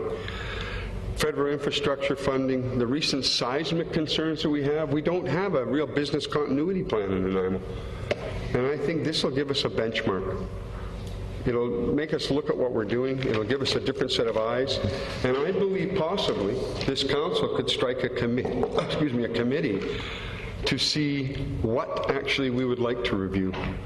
And if these core service reviews done by the companies that are mentioned in this that I have from Strong Communities, a 2001 analysis of core review that I received today from our CUPE union, if these are so bad, but we need to be reviewed, then let's set a good review. Let's get an honest review, not a right-wing corporate agenda or a left-wing corporate agenda, but let's get an agenda that works for the community. And without doing a core service review, and without focusing on our services and what we're offering, we'll never be able to make good decisions. We'll be fumbling around these decisions forever. We won't have a base model. So therefore, I support staff starting on a core services review. Okay. Councillor Pachi. Thank you, Worship. Thank you, Councillor Kipp. And also thank you, Ms. Oxman, for a good presentation. I shall not be voting in favor of this motion for a variety of reasons. And I first of all want to say that I don't think there's anybody in this corporation who's afraid of a core review. But the timing is wrong as far as I'm concerned. I have gone and spent a lot of time reading the various ones that have had core reviews, and Councillor Kipp mentioned Prince George and Penticton and Powell River, and I think I've done Vernon on top of that. In the case of Prince George, a core review was conducted earlier this year at a cost of $350,000. where a lot of things were done that we have done already one way, shape, or another. So that's duplication in a sense. The Penticton one is the one that's been bandied about by a lot of people. And I want to remind everybody that Penticton really needed a core review because their finances were not very good. Whereas the financial situation of the city of Nanaimo, as I know it, is pretty darn good compared to just about anyone else. We did 7 months with a lot of input from, among others, Councillor Kipp, to come to a strategic plan. And I am viewing that strategic plan as well, for lack of a better word, the marching orders that we as a council got from the citizens of this city. And I've looked hard, and I cannot find core review being very high on the list of those desires as they were expressed during that 7 months. I saw a few notes here and there, but even on the list lower than the 6 that we identified as being of immediate concern to us. I can't find core review issues that the people so urgently want us to do. But I'd like to take a minute, Your Worship, to tell you and the people what we have done since January of 2010. We did a building trust organizational plan at a cost of $15,000 in consulting fees. From January to April in 2010, we did a management structure review at a consulting cost of $13,000. June to September 2011, we did a management compensation review, consulting fees of $11,650. June 2011 to January 2012, we did a contracting out review at a consulting fee of $75,000. The strategic plan from November 2011 to July 2012 at a cost of $96,400 plus $19,000 cost associated with community meetings. We have currently on the way a fire response review for which we've budgeted $25,000. All that so far in consultant fees, we're up to $230,000. And if we add on to that what is currently on the way or planned, we're up to $305,050. That is an awful lot of money. And from what I see in Prince George, Powell River, Penticton, then there is too much duplication for me to vote for this motion. If this motion had been more specific and told me exactly what it was that Councillor Kipp wanted reviewed and where the issues come from, I might have thought about it differently. But I do need to tell you that in the 4 years that I have been on this council, I have the feeling that very often we get complaints from people who have not done very well in the RFP, the request for proposal portion of the city's business, or the expression of interest part of the program, particularly where it comes to purchasing and the purveying of other services that some companies in this municipality do for us. I am not convinced that a core review is going to make the difference at this point that Councillor Kipp is looking for. And somewhat reluctantly, I must admit, I will not be supporting this motion. Councillor McKay. Thank you, Your Worship. Based on Councillor Kipp's motion, I would like to propose a friendly amendment that the terms of reference for the core review be by way of a committee of council.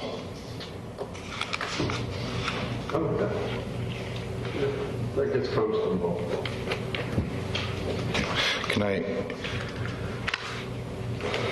Can I speak on the main motion now, Your Worship? Surely. Okay. You made the amendment. You're going to speak to that, is what I meant, I assume. Okay. That would be the motion for me. Who seconded it? Would they reach member? I seconded your motion. I'm happy with the anyway. Okay. I won't be speaking on the amendment. No, it's not an amendment. It's a friendly amendment to the motion. Okay. So it's part of the main motion. So now I'd like to speak on the main motion. Go ahead. Your Worship, I just want to clarify the motion then.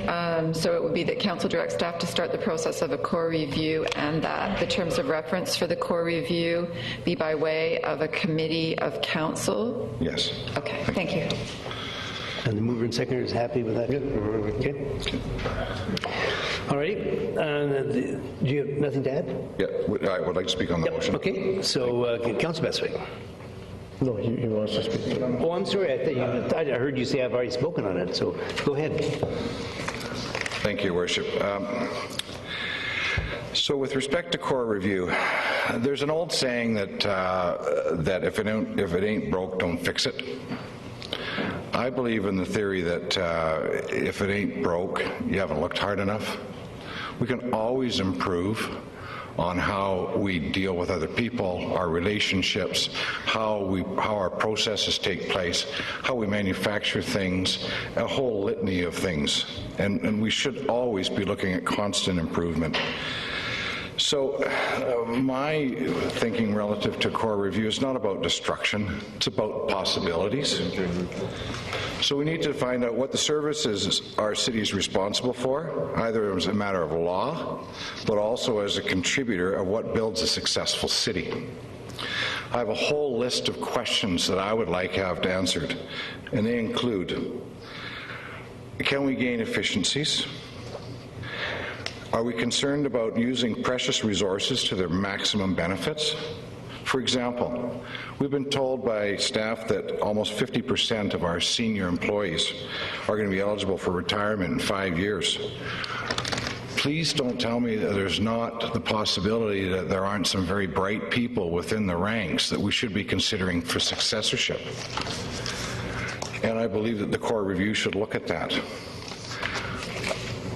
Let's look at a couple of other little items, like Bevan Park, for example. Everybody loves the whipping boys. This building is a whipping boy. The Port Theatre is a whipping boy. What about Bevan Park? Bevan Park, we subsidize to the tune of $2.5 million a year, 5 times the Port Theatre. So how come in Langford their park and rec facilities actually make money? What are they doing differently that we're not? How do we provide these things more efficiently? Do we provide land for private delivery, like Maple Ridge did when they tore down the Cam Neely Arena and replaced it with 3 sheets of ice? It changed the relationship in that community, so instead of the community owning the structures and the buildings, they then had someone else build them, where they became a customer of that private business. The Canadian Federation of Independent Business states that municipal wage and benefits are almost 40% higher than the private sector. Our compensation packages for our exempt staff only compare wages with other municipalities and not the private sector. To give you an example, the District of Squamish, in 2008, their chief administrative officer was making $139,000. And in 3 years, he was able to convince their council that his position should now be paid, and they approved in December 2011, $195,000. That community is a community of 17,000. They're out of control.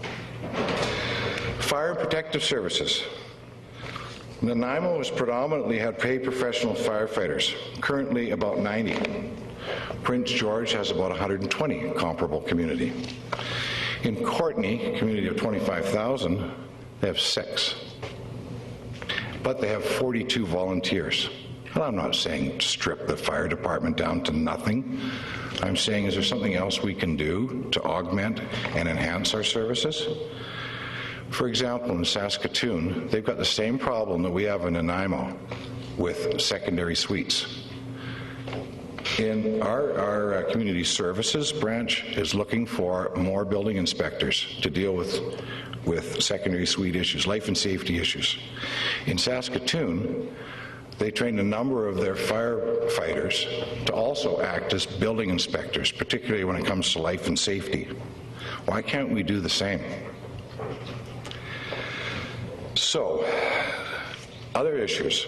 Emergency health services. Why can't we have ambulances in our fire halls? I spoke to some of the folks in the firefighters union here recently and said, why can't we have, you folks want a new fire hall to replace number 1. Why can't we build a new fire hall and bring EHS in as a tenant, thereby them paying a lot of the financing charges for that new building? I'm not in favor of wholesale dismantling of the public services or the privatizing for the sake of an ideology.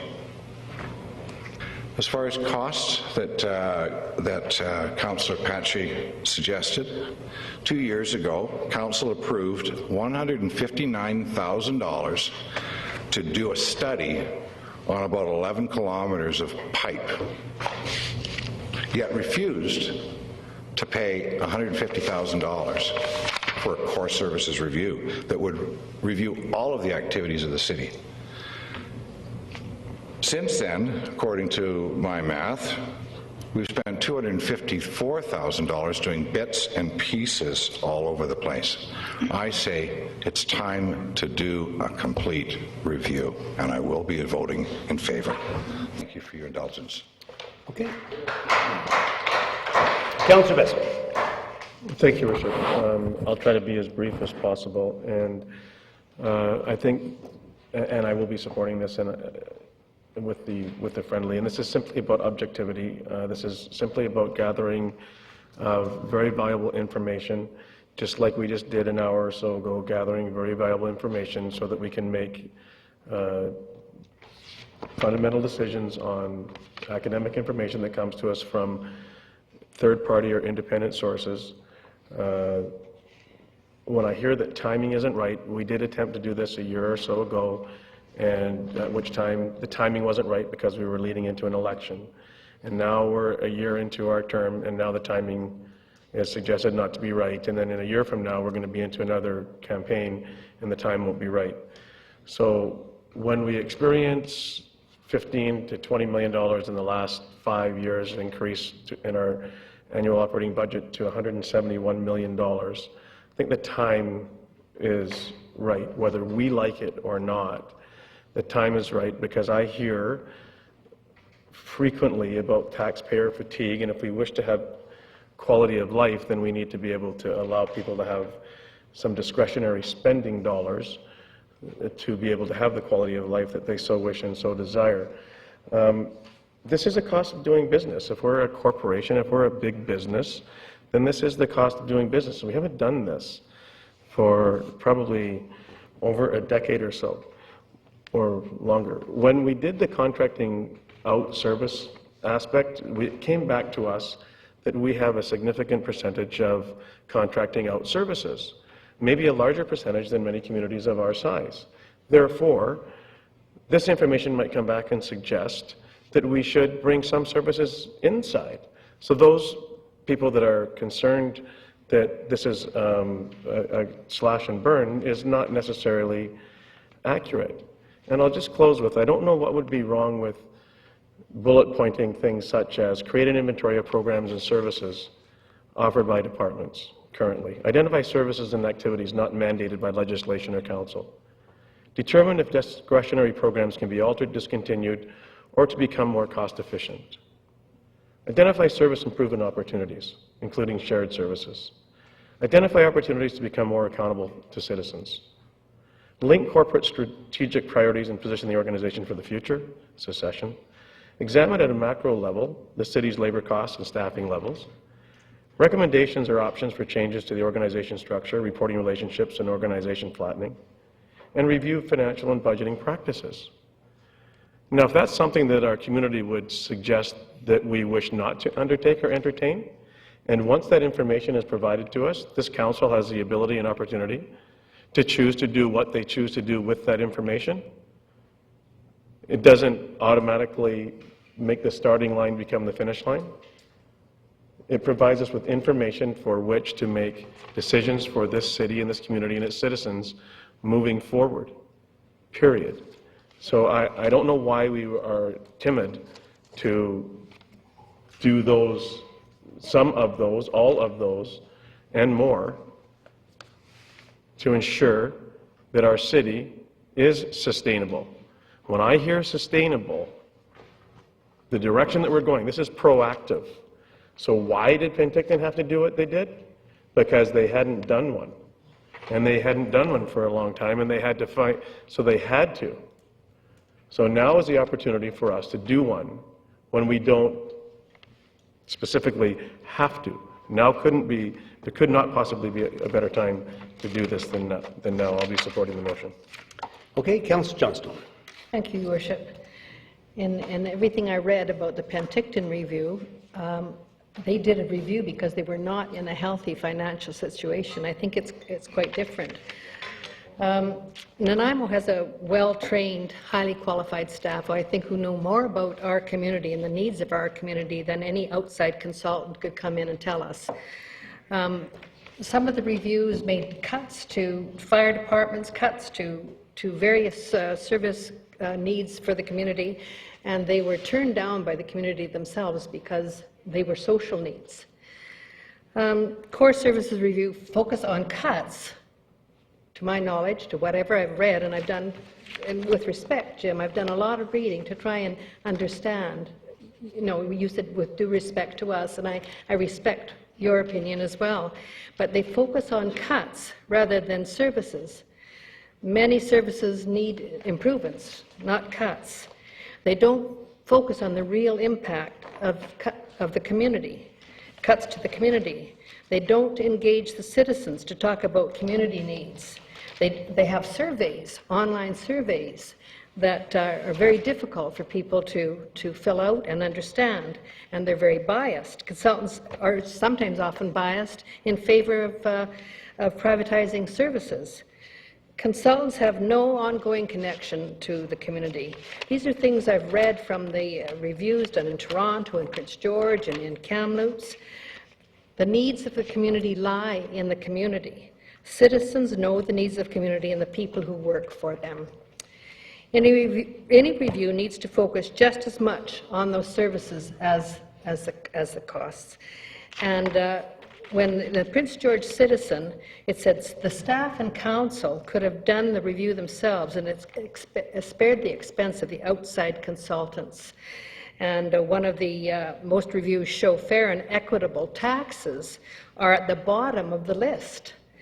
Services to people are far more important. So I believe that our staff is continually conducting reviews for the benefit of our citizens. And colleague Pachi read them out tonight, $305,000 during the course of the last 2 years. And I believe that I support their initiatives and what they are doing to make our city a better place. And I don't believe that we're in such a financial state that the other cities that conducted reviews were. Okay. Councillor Brennan. Thank you, Your Worship. I won't be supporting the motion to have a core review. We have spent $305,000 over the past 2 years. And I put it to that it's generally getting to the point now where it's simply navel-gazing. It's really time to get on and accomplish something. I think accomplishments and achievements have sometimes eluded this council. The report that we got back from, whether it was Ipsos Reid or one of the companies that does surveys of resident satisfaction, as Ms. Oxman said, reported back that a 90% satisfaction rate from our citizens. We went to our citizens last spring and summer, and we asked them what they wanted to see. We asked them to give us their input into what they wanted their community to look like and what they thought we were missing. Core review wasn't one of them. They talked about the services they wanted. They talked about how important services were to them, and they never once talked about how they thought the pool should make a profit or how the arenas should make a profit. People feel they pay their taxes, and that's their payment for those services. This isn't academic information that you would get from a core review. There's no academics involved at all. The results are so clearly, they're so similar that it's clear there's a template used. A very expensive template to go in to a community where you have no connections, you have no understanding of the community at all, no feel for it at all, and come up with ideas about where people could cut. Some of the ones that I was really quite offended by, I suppose, it got to the point of offense, were that we should cut cemetery services. cemetery services? One of the bright ideas was to set the printers on duplexing. I don't need a big report to tell me to set my printer on duplexing. I mean, what are we thinking about, that we would go to a company that moves from town to town to town, telling them how they can reduce their services to cemeteries, and suggest to us that a way of saving money is to set your printer on duplexing? This is a con job. It's a con job from the beginning. I think the time is right to just say no to this. The idea that there's taxpayer fatigue just flies in the face of that 90% satisfaction rate. Just flies in the face of it. It's very convenient to say that, but I haven't seen any evidence of it. In fact, the evidence that I see contradicts it. The evidence that I see is that people are satisfied with the services they get from the city, and they're quite happy that they turn on their tap and the water comes out, and the sewage works, and there's pools to play in, and there's parks, and there's dams to be shored up or rebuilt. I can really imagine what a core review would say about that idea. These are buzzwords when we say things like, if it ain't fixed, we're not looking hard enough. That doesn't tell me anything. That's not an argument to support anything. We need to look at what the information that we've gathered over 2 years and say, this is adequate information for us to get on and do the job of a council, for us to get on and do the job of accomplishing something. This continual picayune kind of attitude towards what's going on here is a real detriment. It's an impediment to us moving on and getting things done in this city. Those who forget history, you want to talk about old sayings? Those who forget history are bound to repeat it. It's in the last 10 years that we decided as a community that we wanted to move from a volunteer force, from a volunteer firefighters force. We wanted to move to a professional firefighting force because we could meet the deadlines that are set by Canadian standards for when you get to a fire. And you need to get to a fire that quickly because we know what happens and how quickly fires take over.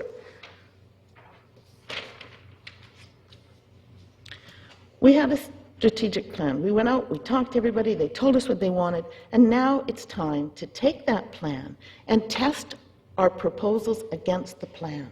We don't need to bring in somebody to look at our budget and say, well, you know what, you're using too much paper, you better put that on duplexing.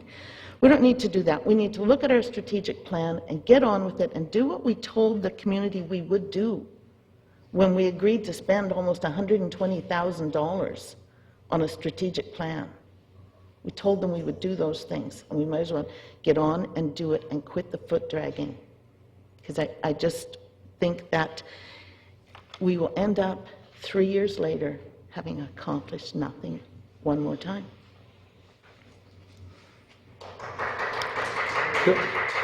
Councillor Graves. I can't hold a candle to that. I'll do my best. I knew you would. Okay, thank you. Rise to the occasion. Thank you, Worship. Yeah, I think we're all over the map here with why we want a core services review. I really need a solid reason why we should do this. I guess I have to, Councillor Kipp gave me a good head start here when he sent the email out telling us why he wanted to do it, and gave us some good information that I'm going to use against him. And the first thing that popped out was that he mentioned the word shambles, and that's Oxford University Press, I guess, released that, and he's used that in his why are our reasons. Now, I might be misquoting or taking it out of context, so don't shoot me for that. But omnishambles is a situation that has been comprehensively mismanaged, characterized by a string of blunders and miscalculations. Well, I really don't think that happens in our city. with our staff or our services. Mismanaged, blunders, miscalculations, I mean, that's all in one sentence. You know, and also it says, we as a council, with the community and staff, have to determine direction, focus, and future of Nanaimo. Well, it's already been brought up about the official community plan and the strategic plan. We have an asset management plan, a 5-year financial plan. So we are I mean, that's just a few. And we are determining direction, the focus, and the future of Nanaimo, and especially with that strategic plan that we just did this past year. Now, another thing is that is mentioned here is that we have to determine what our mandatory, foundational, or discretionary services are. Well, I could probably do that for you in about 5 minutes. But I'll skip the mandatory ones and the foundational ones. But the discretionary ones, which scares me because discretionary means let's have a real good look at these. And I don't know if I'd want to be living in this city if I had a couple kids, if they remove these services or change these services to any great degree. Some discretionary services are parks and beaches, recreation programs, aquatic programs, museums, library, already mentioned cemetery operations, ice rinks, pools, community center, commercial space, land houses, and other recreational structures. So there, I think that's what the discretionary, they would be, whoever they are, whether it be a committee of the council, would be looking at discretionary, because you can't look at mandatory, because mandatory is done. You can't touch it. That's police and engineering, that's mandatory. Foundational is wastewater collection. Well, I don't know what we would do with that. So, most of what we've done, or what we do, the citizens of Nanaimo over the years have asked for it, as they did tonight, and we voted on it. And that's why it is what it is, and that's why our city has developed to what it is now. I think we review every year with the budget. Now, it might be a different review than maybe what some would want, but I believe that's a lot of, we have a year-end review. And so in conclusion, I think that what we're asking for is, I believe, too vague, too far-reaching, and there's no focus to it. And I don't know what we would accomplish, and I don't know what the value would be, or what the budget would be, whether, well, if it's going to be a committee of the council, it just might be a lot of our time. I don't know how much that's going to cost. So I am, as you can tell, not going to vote in favor of a core service review. Okay. Are there any first-timers? We've got a bunch of second-timers again and third-timers. Is there anyone else that hasn't spoken yet that would like to comment on this? Hearing none. I might just say, for my part, I will not be supporting the core review, as I haven't than many that have come up before for us to consider. And, one of the concerns I've got is that there's a huge amount of staff time that's allocated every time we're asking and requesting that these various contracting out and reviews take place. It's not only the direct cost that we have to pay for consulting fees, there's a huge staff time involved in it. And I think Councillor Patchy and others have earlier tonight listed off all of the things we've done in the last 2 years. And to me, it's almost an abrogation of our responsibility if we're going to simply have our responsibility deferred to a consultant to do the work that we were elected to do. And I give an example. We had a fair amount of information provided to us by staff about contracting out, and everyone was generally satisfied with the report. But somebody made a motion, and it was supported that we have a complete review of how the contracting out was done. So we did. That was another $75,000 just in consulting fees alone to find out that generally what we were doing was accurate. So, I just have a problem with having all these reviews going out there and having a third party make these decisions for us. That's our job, and I think we should stay with it. The other concern I've got is that, you know, there's a huge dollar cost to all this stuff, and I know one of the core reviews that was done, and it may have been in Penticton, I'm not sure on that. It's a cut and burn situation where they came along with a recommendation that the way to cut some of the costs for firefighting was to come out with two-man engines. Well, you know, we're struggling here with trying to maintain 4 on a regular basis, and to go down to 2, I'm sure our firefighters would have some input on that. You know, it's easy enough to threaten people's jobs and lay people off and so on, and I think really that creates a lot of unrest and unpleasantness amongst our staff. We have got an incredibly capable staff that's doing a great job. I want to support them as much as we can. I think we're on the right path, and I think we as a council need to sit down and do the job ourselves without contracting everything out. That's my 2 bits. Councillor Kipp. Thank you, Your Worship. I'd just like a chance to rebut, even though I'm losing 5-4 right now. This is a chance for us to reinvent core services review instead of sitting back and saying it's some right-wing agenda. Our budgets are crude. It just grows and grows and grows. We never look at it. We do not have an asset management plan. We did an asset look a little while ago, and we haven't done Parks and Rec, Fire Department, Police Department, Administration Buildings, or Parks and Rec. So we don't have an asset management plan. You talk about blunders in the last years, the VICC, Civic Arena, those dams not being maintained for 100 years that we've owned them, it's asset depletion. Fred, you talk about not the right time or purchasing. Yeah, this is about purchasing. This is about our money going out the door with Corex and paying for stuff that doesn't happen. I've got the invoices right here. It comes to me that we talk about, Diane, the need of the community. I've said, let's us put this together as the community. We have some, you haven't heard me. We've done a lot of this, yes. You've spent $300,000 on stuff. But over the last years, there's been a lot of stuff that we have done.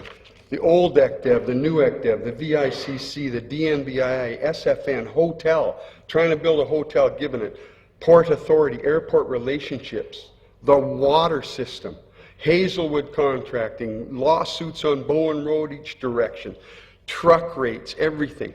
We have just been hornswoggled along from 143 to 171 million in 2 years. I don't think the people here can afford that. And that's my concern with this. We passed a $140,000 a year position at the blink of an eye on a meeting that wasn't even open to the public when we hired a media person. That's 140 forever going on now. On a point of order, that motion was made in public. The first motion came through oh no, sorry, it wasn't in camera. It was made at a committee of the whole. Thank you. Our governance review that we're coming up with. We need to tell our job. My job's in the Local Government Act. I don't need another consultant, but we hire consultants for the dam. We hire consultants for our review. We hire George Cuff. We hire consultants for everything, but all of a sudden now we think, some of us, that we should review, and that's some big, some horrible thing. The 90% figure of everybody loves Nanaimo was probably 100 people, and it was probably only good to about 19% of the time. We do need to get on with our work, and our work is reviewing what we do, and it's reviewing it right down to the basic core. And I believe by not passing this, we will have blundered again. We have no succession planning for our staff. We don't review our CAO. Our Parks and Rec, we got so many things. Our Bowen Road completion that we have to do. It's going at a rate that we can't sustain. And everybody wants to pat staff in the back. Well, I'm not here to do that, I guess. It would be the likes and dislikes of our community. I might not like everything that comes out of a core review, but I can't believe we're being so slow on this one. Did you want to speak now? I would just like to call the question on. Yeah, let's get it over. Oh, okay. All righty. Beg pardon? I would like to continue debate. And I will move that we call the question. Recorded vote too, please. Okay. Recorded vote. And the motion Did you want to just... To start the process of a core review. Yeah, and I think there's a longer one than that, but I And think... a committee of council to look at what the review is. You're... terms of reference. Well, sure. Do you wish me to repeat it? That was... That council directs staff to start the process of a core review and that the terms of reference for the core review be by way of a committee of council. Okay. The motion is on the floor. All those in favor? Wait a minute, not me. Sorry. I'm reading my thing. But it was a good point you made. I'm not supporting you. So we have Councillor Kipp, Councillor Beswick, Councillor Anderson, and Councillor McKay. And those opposed would be Mayor Rattan, Councillor Johnson, Councillor Patchy, Councillor Brennan, and Councillor Greaves. So the motion is defeated. The motion is defeated, Your Worship. Okay. So we'll go on with the next motion is notice of motion is, we're not yet, we're just starting these ones. So Councillor Brennan, notice of motion riparian setback variation policy. Would you like to introduce that? Let's see. Oh, sorry. Thank you, Diane Worship. Brennan, I Yeah. beg your pardon. I would move that council request that the planning department review the riparian setback variation policy in consultation with the advisory committee on environmental sustainability, the development process review committee, and the development community, and forward any resulting recommendations for change for council's consideration. Moved and seconded. I see no questions. All those in favor? Opposed? Motion carries. Going on to item C, Councillor Anderson, notice of motion re-town hall or electronic town hall meeting. Thank you, Mr. Chair. The motion is going to be amended slightly, and that will read that Council directs staff to proceed with public participation and engagement on the budget by scheduling a town hall meeting that would also allow electronic participation. And Do you want to speak to it? Yes, I Okay, just go want... ahead. Go ahead? Yes, please. Okay, thank you. In our strategic plan, it says that undertaking responsibility, that council and staff together are taking responsibility to become an excellent municipal government. On page 11 of our strategic plan, it also speaks about investigating town hall meetings, and I think a perfect opportunity is on the budget, which affects all the residents of our community. So I think this will be a good opportunity for us to implement the priorities within our strategic plan and also engage the public. Okay, so I see no questions on this matter. It's been moved and seconded. Sorry? Is there any cost attached to that?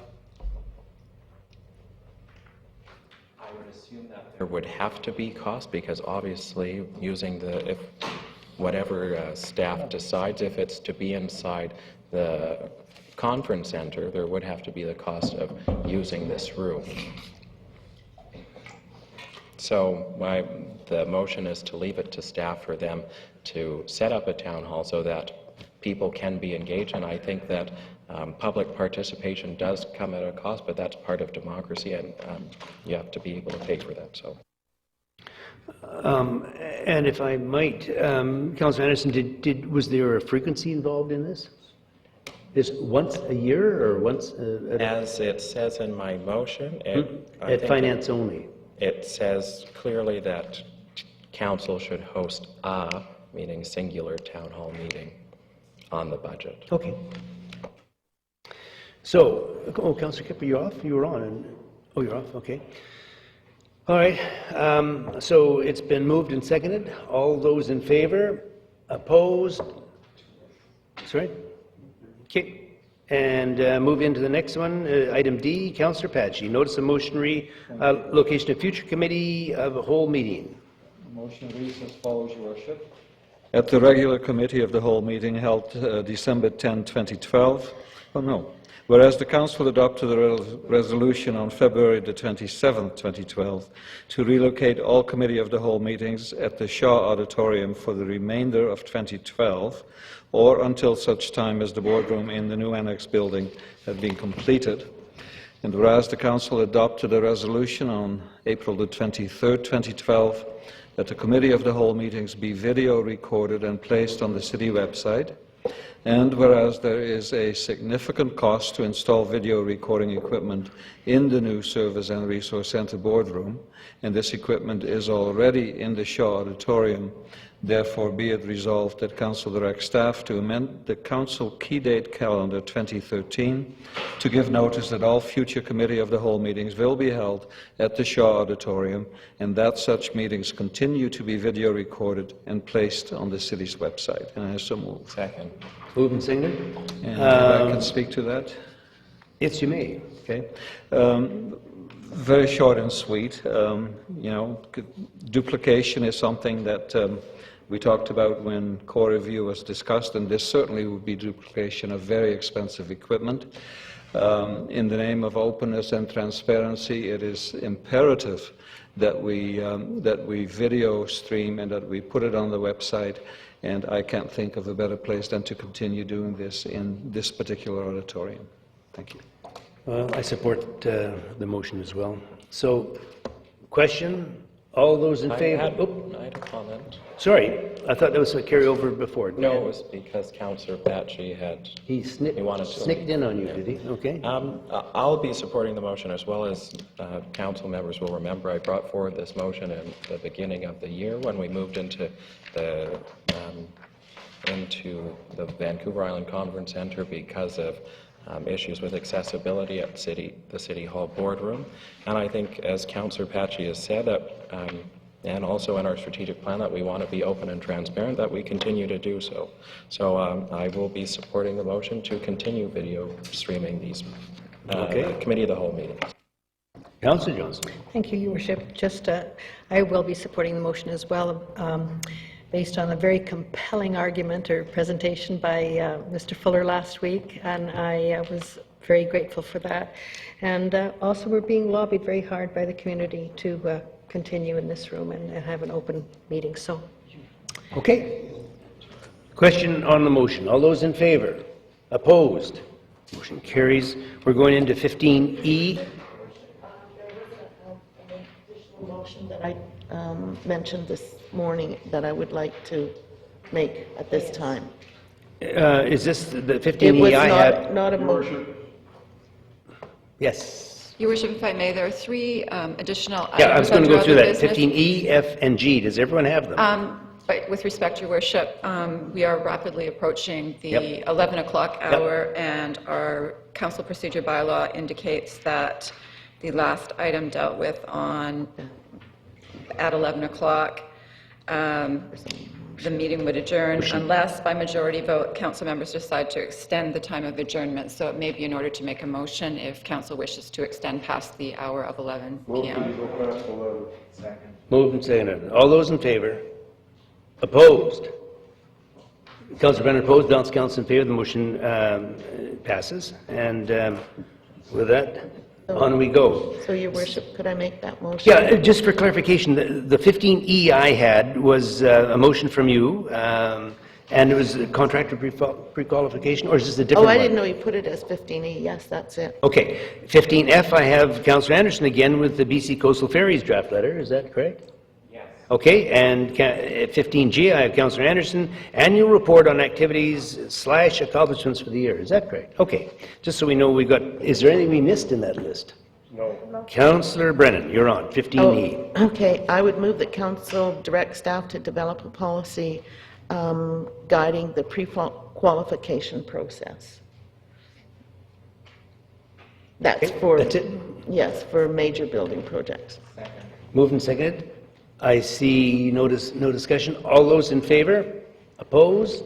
Motion carries. The 15F, Councillor Anderson on BC Coastal Ferries.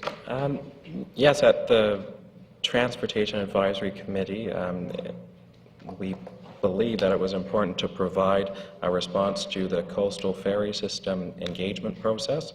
So the advisory committee set that we should get the mayor and council to send a letter expressing the city's concern. So the motion is that council authorize Mayor Rattan to forward a letter to the Minister of Transportation and Infrastructure expressing the city's concerns related to the coastal ferry system and its impacts on residents, businesses, and visitors to Nanaimo and other Vancouver Island communities.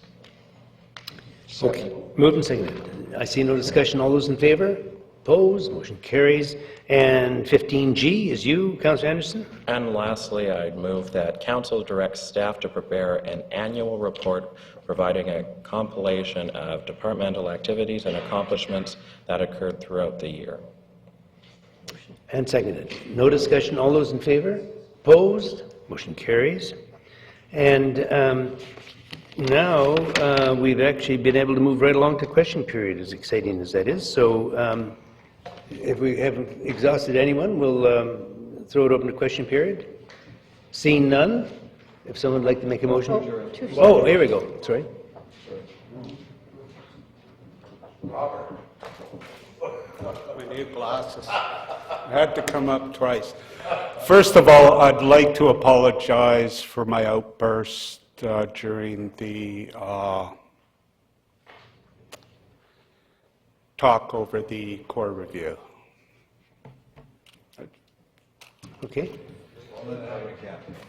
I won't. My questions have to do with the disposition of 238 Franklin Street, the City Hall Annex. My concerns and my questions have to do with the process of the disposal of the site and how it got into the strategic plan considerations. How in heaven's name does this fall into asset management? Surely the placing of a building covenant which renders the property of no value is not good asset management. It seems to me this is quite possibly gross mismanagement. As to the taking of responsibility, is the taxpayers' debt injection of $40,000 a step to be a catalyst or an investment in the city's future? It would seem to me that in order to take responsibility, one would have to get the most we could from this property, not pay someone to cart it away, this once valuable asset. If this is how one fits an issue into the strategic plan to suit one's purpose, I only have to say that I'm deeply illusioned.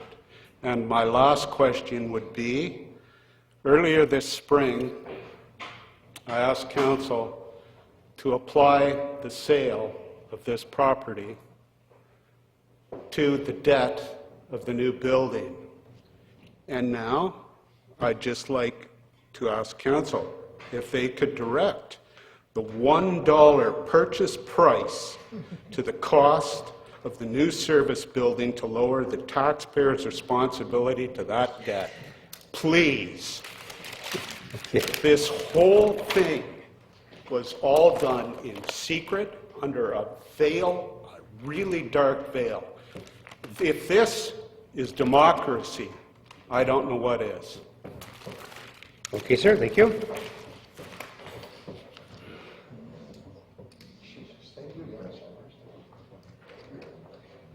Really?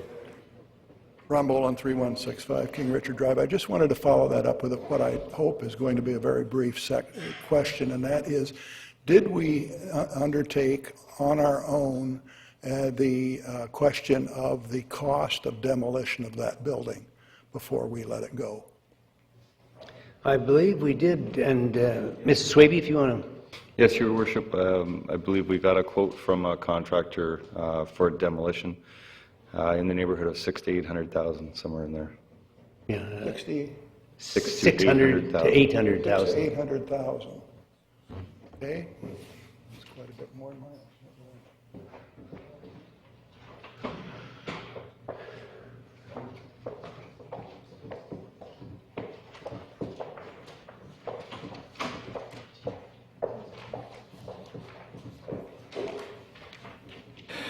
Mike Gogo, 2625 South Forks Road. I'll make this as brief as possible. In my younger days, I had to work for the big English firm, John Lang and Sons, and they were instrumental in many major dams in BC. So unlike the first engineer, which I'm impressed with, and I've never met him before, I have quite a bit of experience in dam building and the rebar type construction and reinforcement. And I found no fault with him, although I don't have his, I respect his engineering degree highly. I find no fault with him whatsoever, and I support him fully. Now, I must caution you that cogeneration, people love the words, but I've had experience with it. And hydro is much less than cooperative than some people would think. And they're much less than objective than some people would think. It's been my experience that they either don't get back here, they drag their feet even after contracts are signed. So don't let the fact of generation discourage you. I come down tonight because I was going to approach this city or whatever entity who control that and say, if I make some kind of a deal where we put a generation plant in there and pay the city or whoever so much per month. And I didn't do it because, as Alderman Kipp said some time ago, that the Jump Creek thing has gone on for 17 years. And I think that effluxation of time will do me in getting involved with that. And I must really, I've never met or heard Mr. McKay speak before, but I'm really impressed. I honestly believe that he has a real handle on the physical problems of it. And let me congratulate, for change, the mayor and council voting to have sober second thought about the dam. The dam is an integral part of the park. And you know, I am blind sometimes. It's the amazing beauty we have here. And it's not just about us, it's about the future. And that's one of the reasons I'm in forestry. And I want to also encourage you, and I want Constable, there you go, it's a Freudian slip. I'd like to, Mr. Anderson, to understand that don't be afraid to spend tens of thousands to spend millions. Thank you for your time. Okay, thanks, sir. Did you have something? Oh, I did, Your Worship. Oh, okay. I just wanted to respond to Mr. Gogo. If we're talking mutual admiration here, it never ceases to amaze me what a snappy dresser you are. Oh, thank you very much. My haberdasher lives in Quebec City, and he's an Indian. First Nation, got a lie out. Okay, thank you. Do we have anyone left? Okay, we do. Evening again.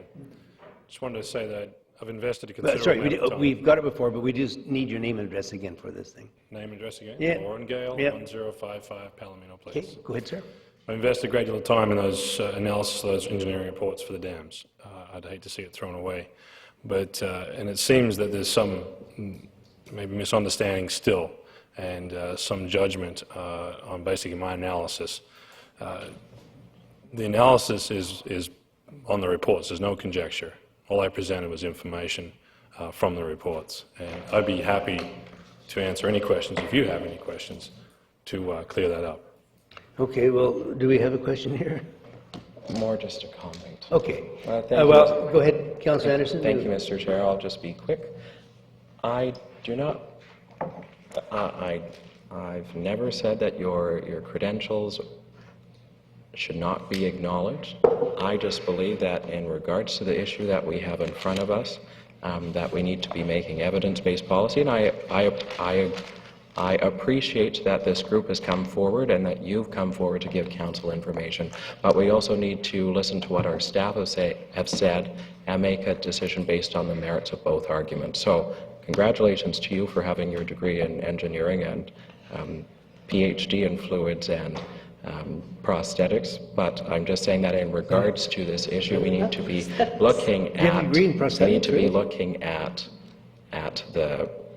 both sides of the argument. So I was saying specifically in regard to colliery dams, I personally don't believe that the qualifications that we've already seen are the same. So that's all I have to say. Further to that, I would like to ask the question if, like I said, I don't like to throw away my time invested.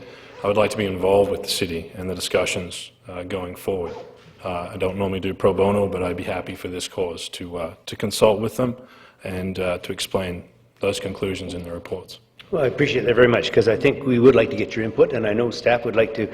I'm sure we'll have some questions concerning the information we received. It was very extensive tonight and very interesting, and undoubtedly they're going to want to digest a lot of the information, all of which is new, and your input will be valuable. I appreciate that. Thank you, sir. Good. Okay. Okay, moved. We stand adjourned. Welcome home. Thank you.